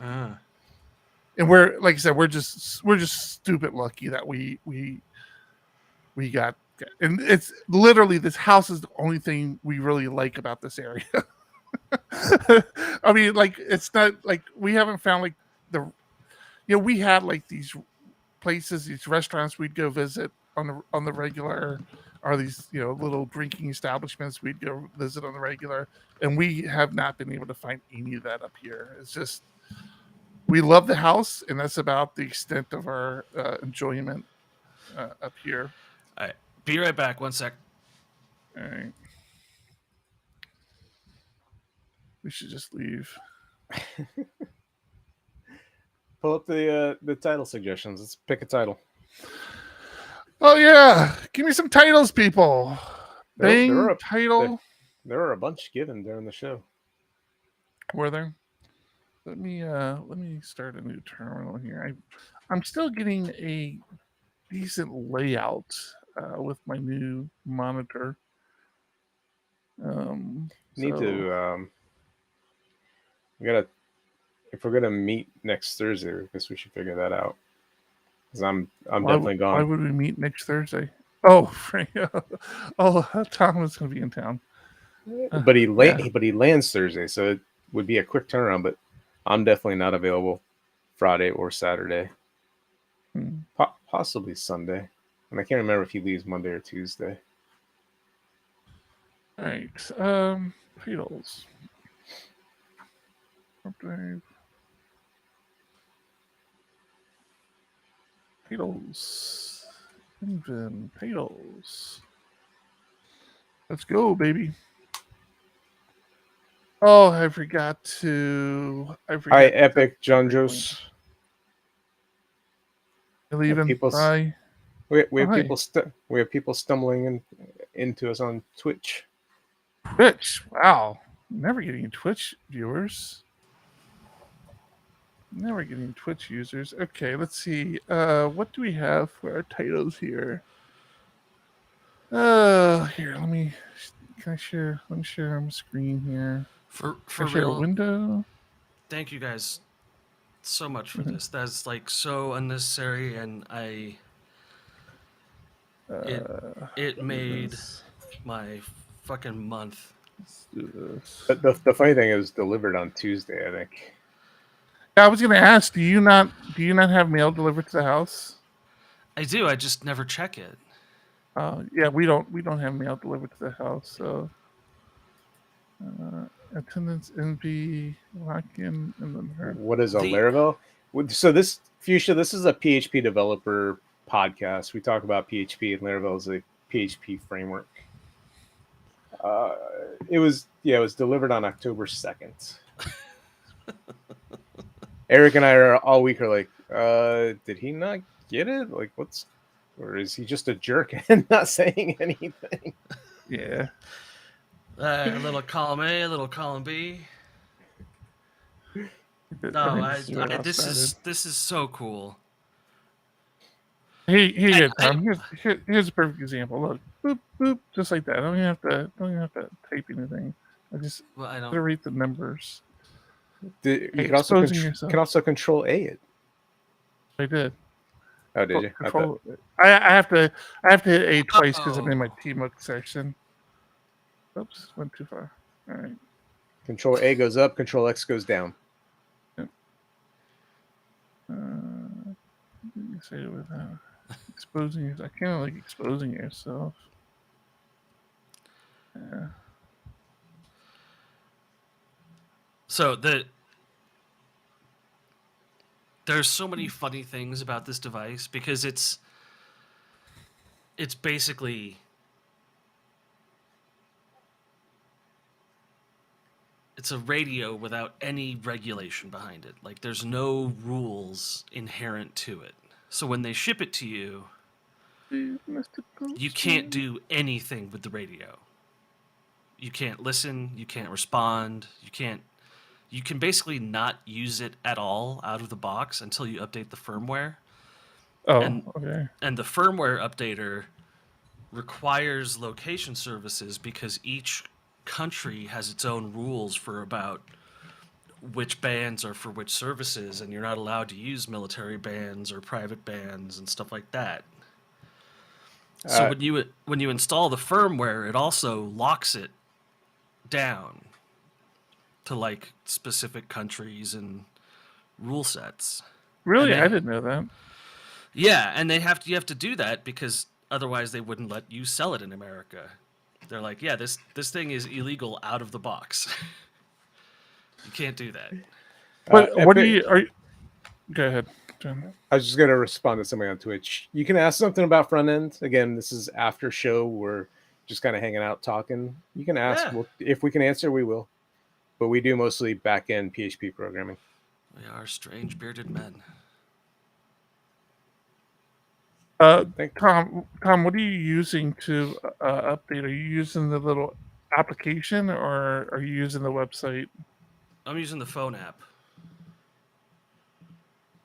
Okay, so you want to check out, I think it's labs.flipper.net is what you want to start using. Well, so... Okay, I'm already sorry I suggested that. Immediately out of the box, like, all the official App Store stuff is locked down to apps that are legal. So, like, you can listen to certain things, and it's got certain codes pre-programmed in it. But then if you pull up awesome Flipper 0 on GitHub, would be 12 on it. Yeah. it has all of this stuff. And the app is designed so you can flash the firmware with anything you want to. Like it's a hacker's device, so you can. Nothing is actually locked down in any way. What did XP do? What was that? I don't know that one. Yeah. X would be cut a character, and then P would be pasted afterwards. So since you had 21, X. Oh, that was cute. I'm like, wait, how the hell did that work? Epic application I work on, we use Vue, and Tom talked earlier about he's learning React, but again, we're more back-end developers. Well, so we do a little bit of everything, though. This is a long-going argument, but basically anyone I know who used Vue has said it's great, but you hit the wall fast. Really? Yeah. So like you can do a lot of stuff in Vue until you can't, and then you're really pinned down. NorCal Kid, Whereas- do I have a thumbnail generator with me tonight? I know.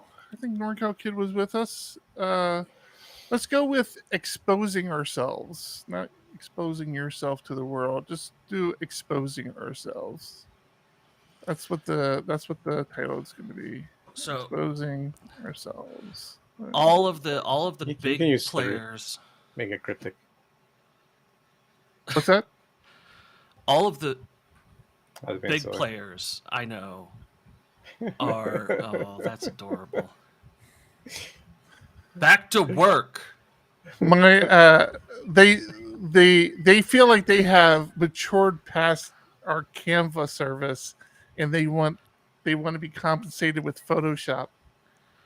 And it's like that's another one of those things. Like I want That's to a do it, price but point. it's so damn expensive. Yeah. Here we go. Here we go. Here's the thing. How much better could it get? Because they're just YouTube thumbnails. They don't really need to be that good. Okay, exposing ourselves will be the title this week. Thank you very much. How much is Creative Cloud? Probably grand, I think it is. Is it a grand? Wow. Well, you don't need all apps. The Photoshop is like the most expensive one. No, it's just the Creative Cloud now. That's all you can get, I think. No, you can get individual apps. So Creative Cloud is $670 a year. If you buy a year up front, it's $600.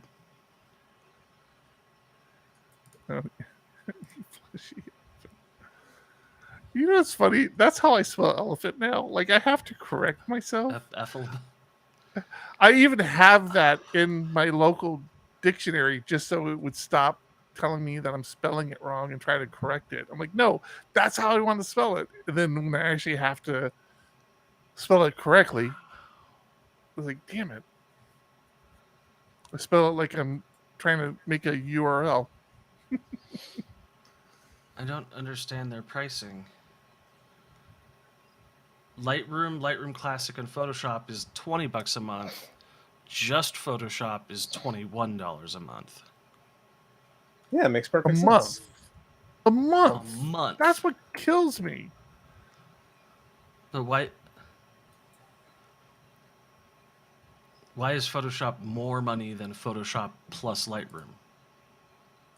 Because they want you to get both. I don't.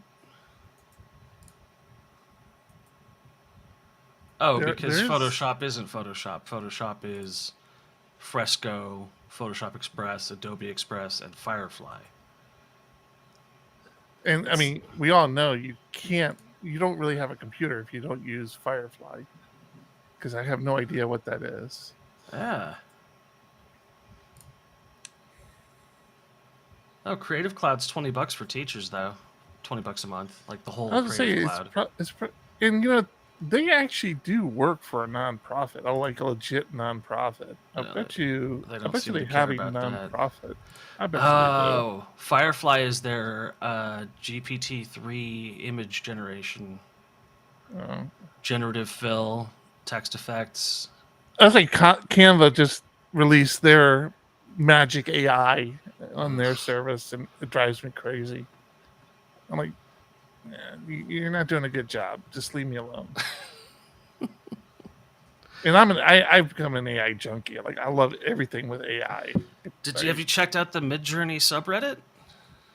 Yeah, that's created our last two covers of the magazine. Have been Midjourneys. It is bonkers. I'll share it in Discord. I don't think I shared in Discord my Midjourney. They call it not screensaver, but background. Well, the new Sierra has a weird 3D, 2D screensaver. Dude, I'm a junkie for Midjourney right now. I'm getting better at it, and then I get bad at it again, and then I get good at it again. So I shared this on Twitter already because a few people asked for it, but I'll share it in here. Everybody's liking my little elephant, my orange elephant that I had on Midjourney. Yeah, this guy right there. In Discord. Oh, that's pretty good. Yeah.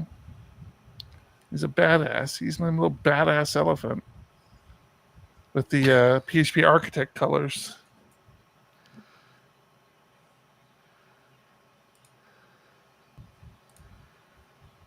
Oh, I hate this so much.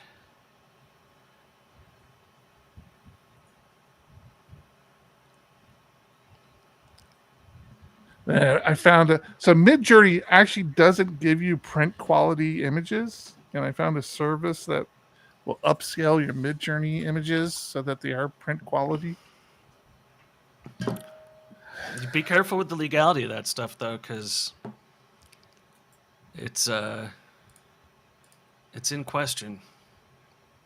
No, last I heard, it wasn't in question anymore. They said that it can't be copyrighted because it's computer generated. Right. So it can't be copyrighted, which means anyone else can use it freely. But also, it's been made with a lot of material that is copyrighted, and they're getting sued out the ass for it. That's not my problem. Well,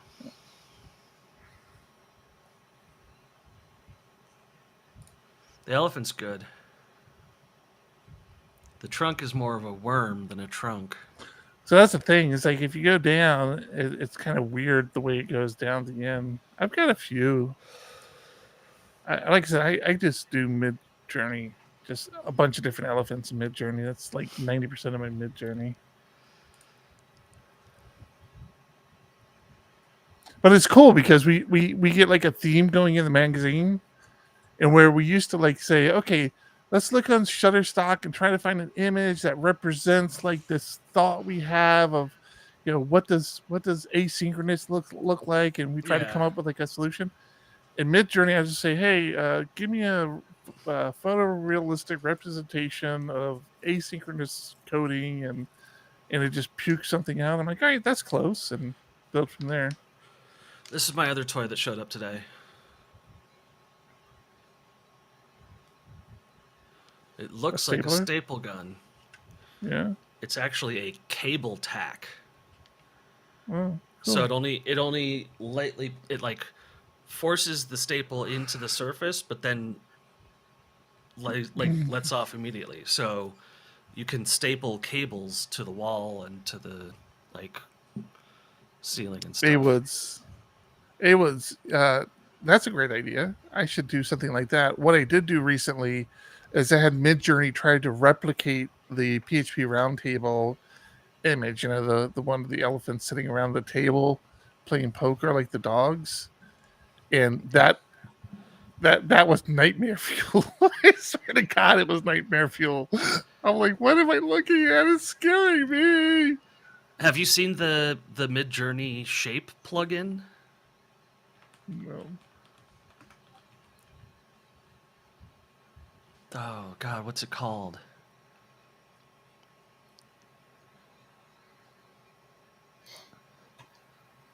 Can I say?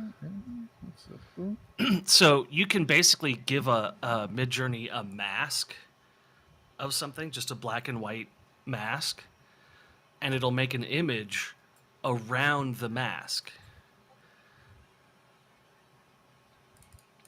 Okay. Let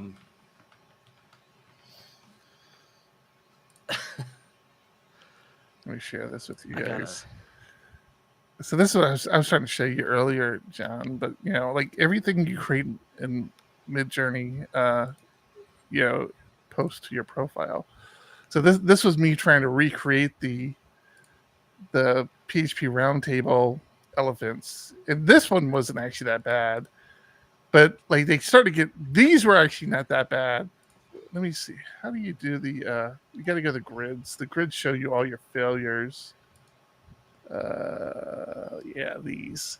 So like it starts doing this. Like even though I tell it not to put people in it, it like starts to put like these morphed face people in it. I'm like, no, I don't want like anything looking like a person. I don't want in it.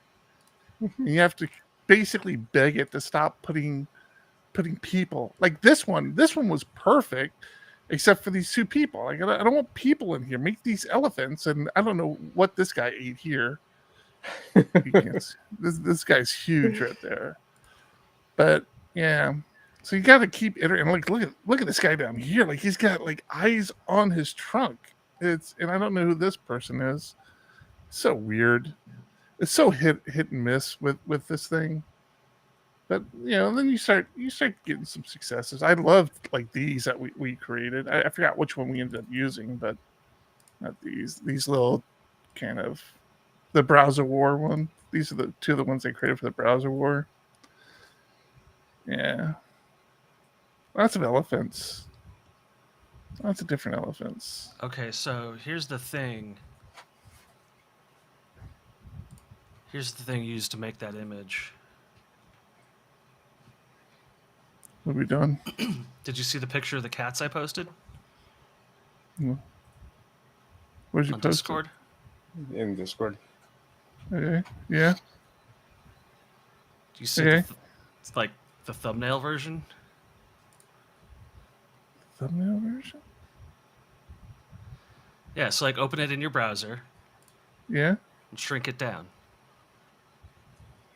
What are you talking about?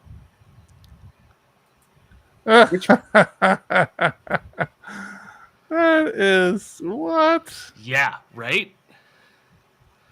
That's some subliminal messaging bullshit right there.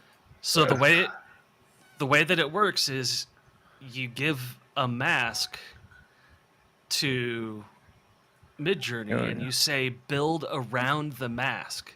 So every hard edge has to represent a change in the picture in some way. So see if does this show? It does show up. So yeah, if you scroll out, you can see the words, but if you come back in, they go away. Yeah, that is some what is with this cat? And like this is freaking me out. This stuff where I know AI is like just nightmare fuel for me. It's like, where is this cat's other legs at? This is horrible. So this is this thing called ControlNet, where you basically you give it the mask and then the prompt, and it turns. This isn't the right one though. The funny thing is, when I saw the cats just in Discord, I'm like, it looks like it's spelling something. I just can't figure out what it is. Yeah, I like the shadows look weird. Like I kept looking at the shadows on the ground. Like it looks like it's supposed to say something. And So yeah. here's another example of ControlNet. This is a good example. Fucking nothing can copy and paste across these two things. Ugh.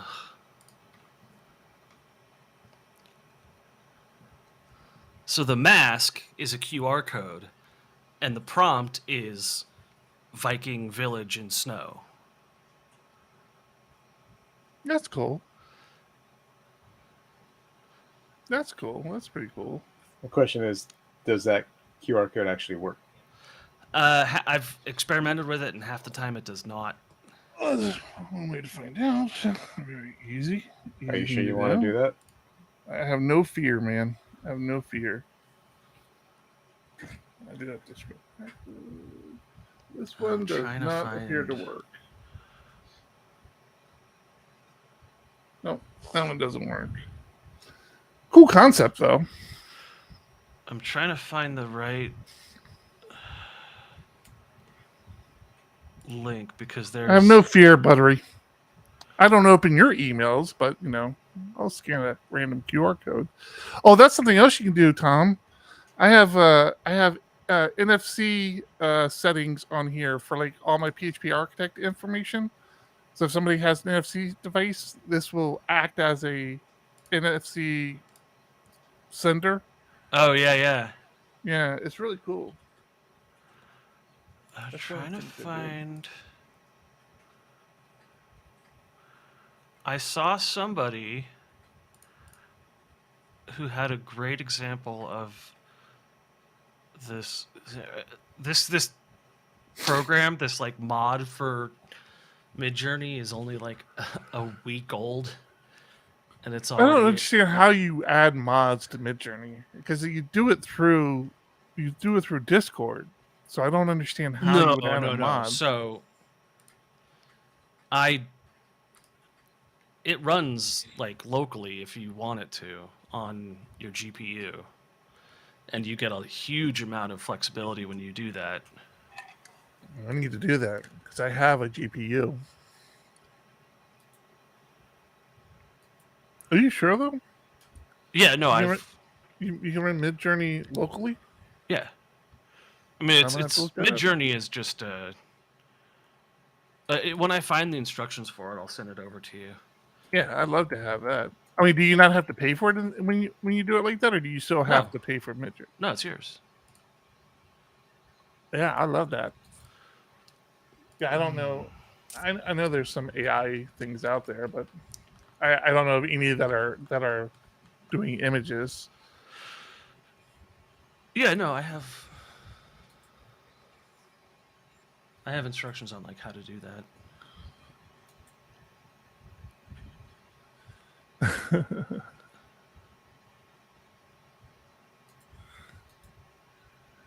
I was a cool dad when I was a dad.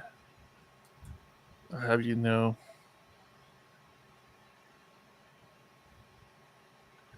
I probably have lost some of my coolness as my kids got older. They realized I wasn't the superhero they thought I was.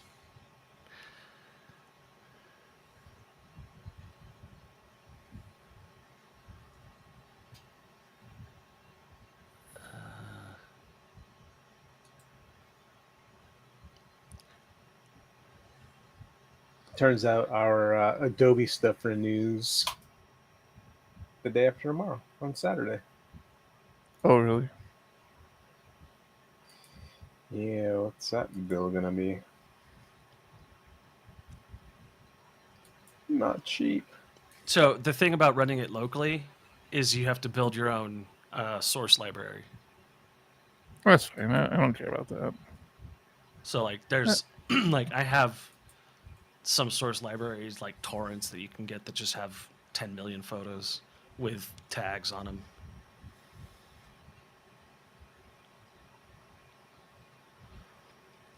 Yeah, John, don't worry about that.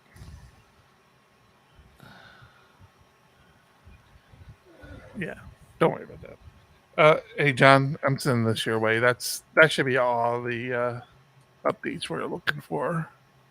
They have a bunch of different fonts, but they're all basically the same.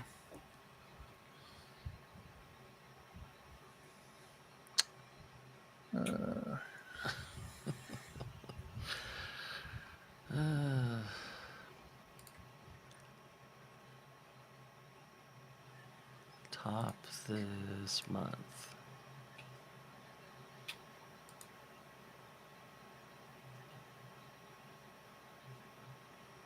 Oh, I gotta see what Yeah, that means out.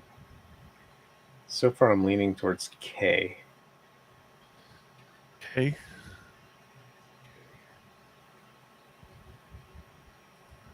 I don't hate F. Oh, I think K was actually the one I was leaning towards too. What's F? I think I like K better. Yeah. I'm good with K. Hold on, I got a dog barking. I gotta go see what's going on. You guys hanging out, or are we hanging up and saying bye to everybody? Let's say bye. Yeah, I gotta run. Done. All right. Thanks, everybody. Thanks for hanging out with us. Family who sent me chats. I'm catching up with chats right now. I'll get to it. Besides that, see everybody next week.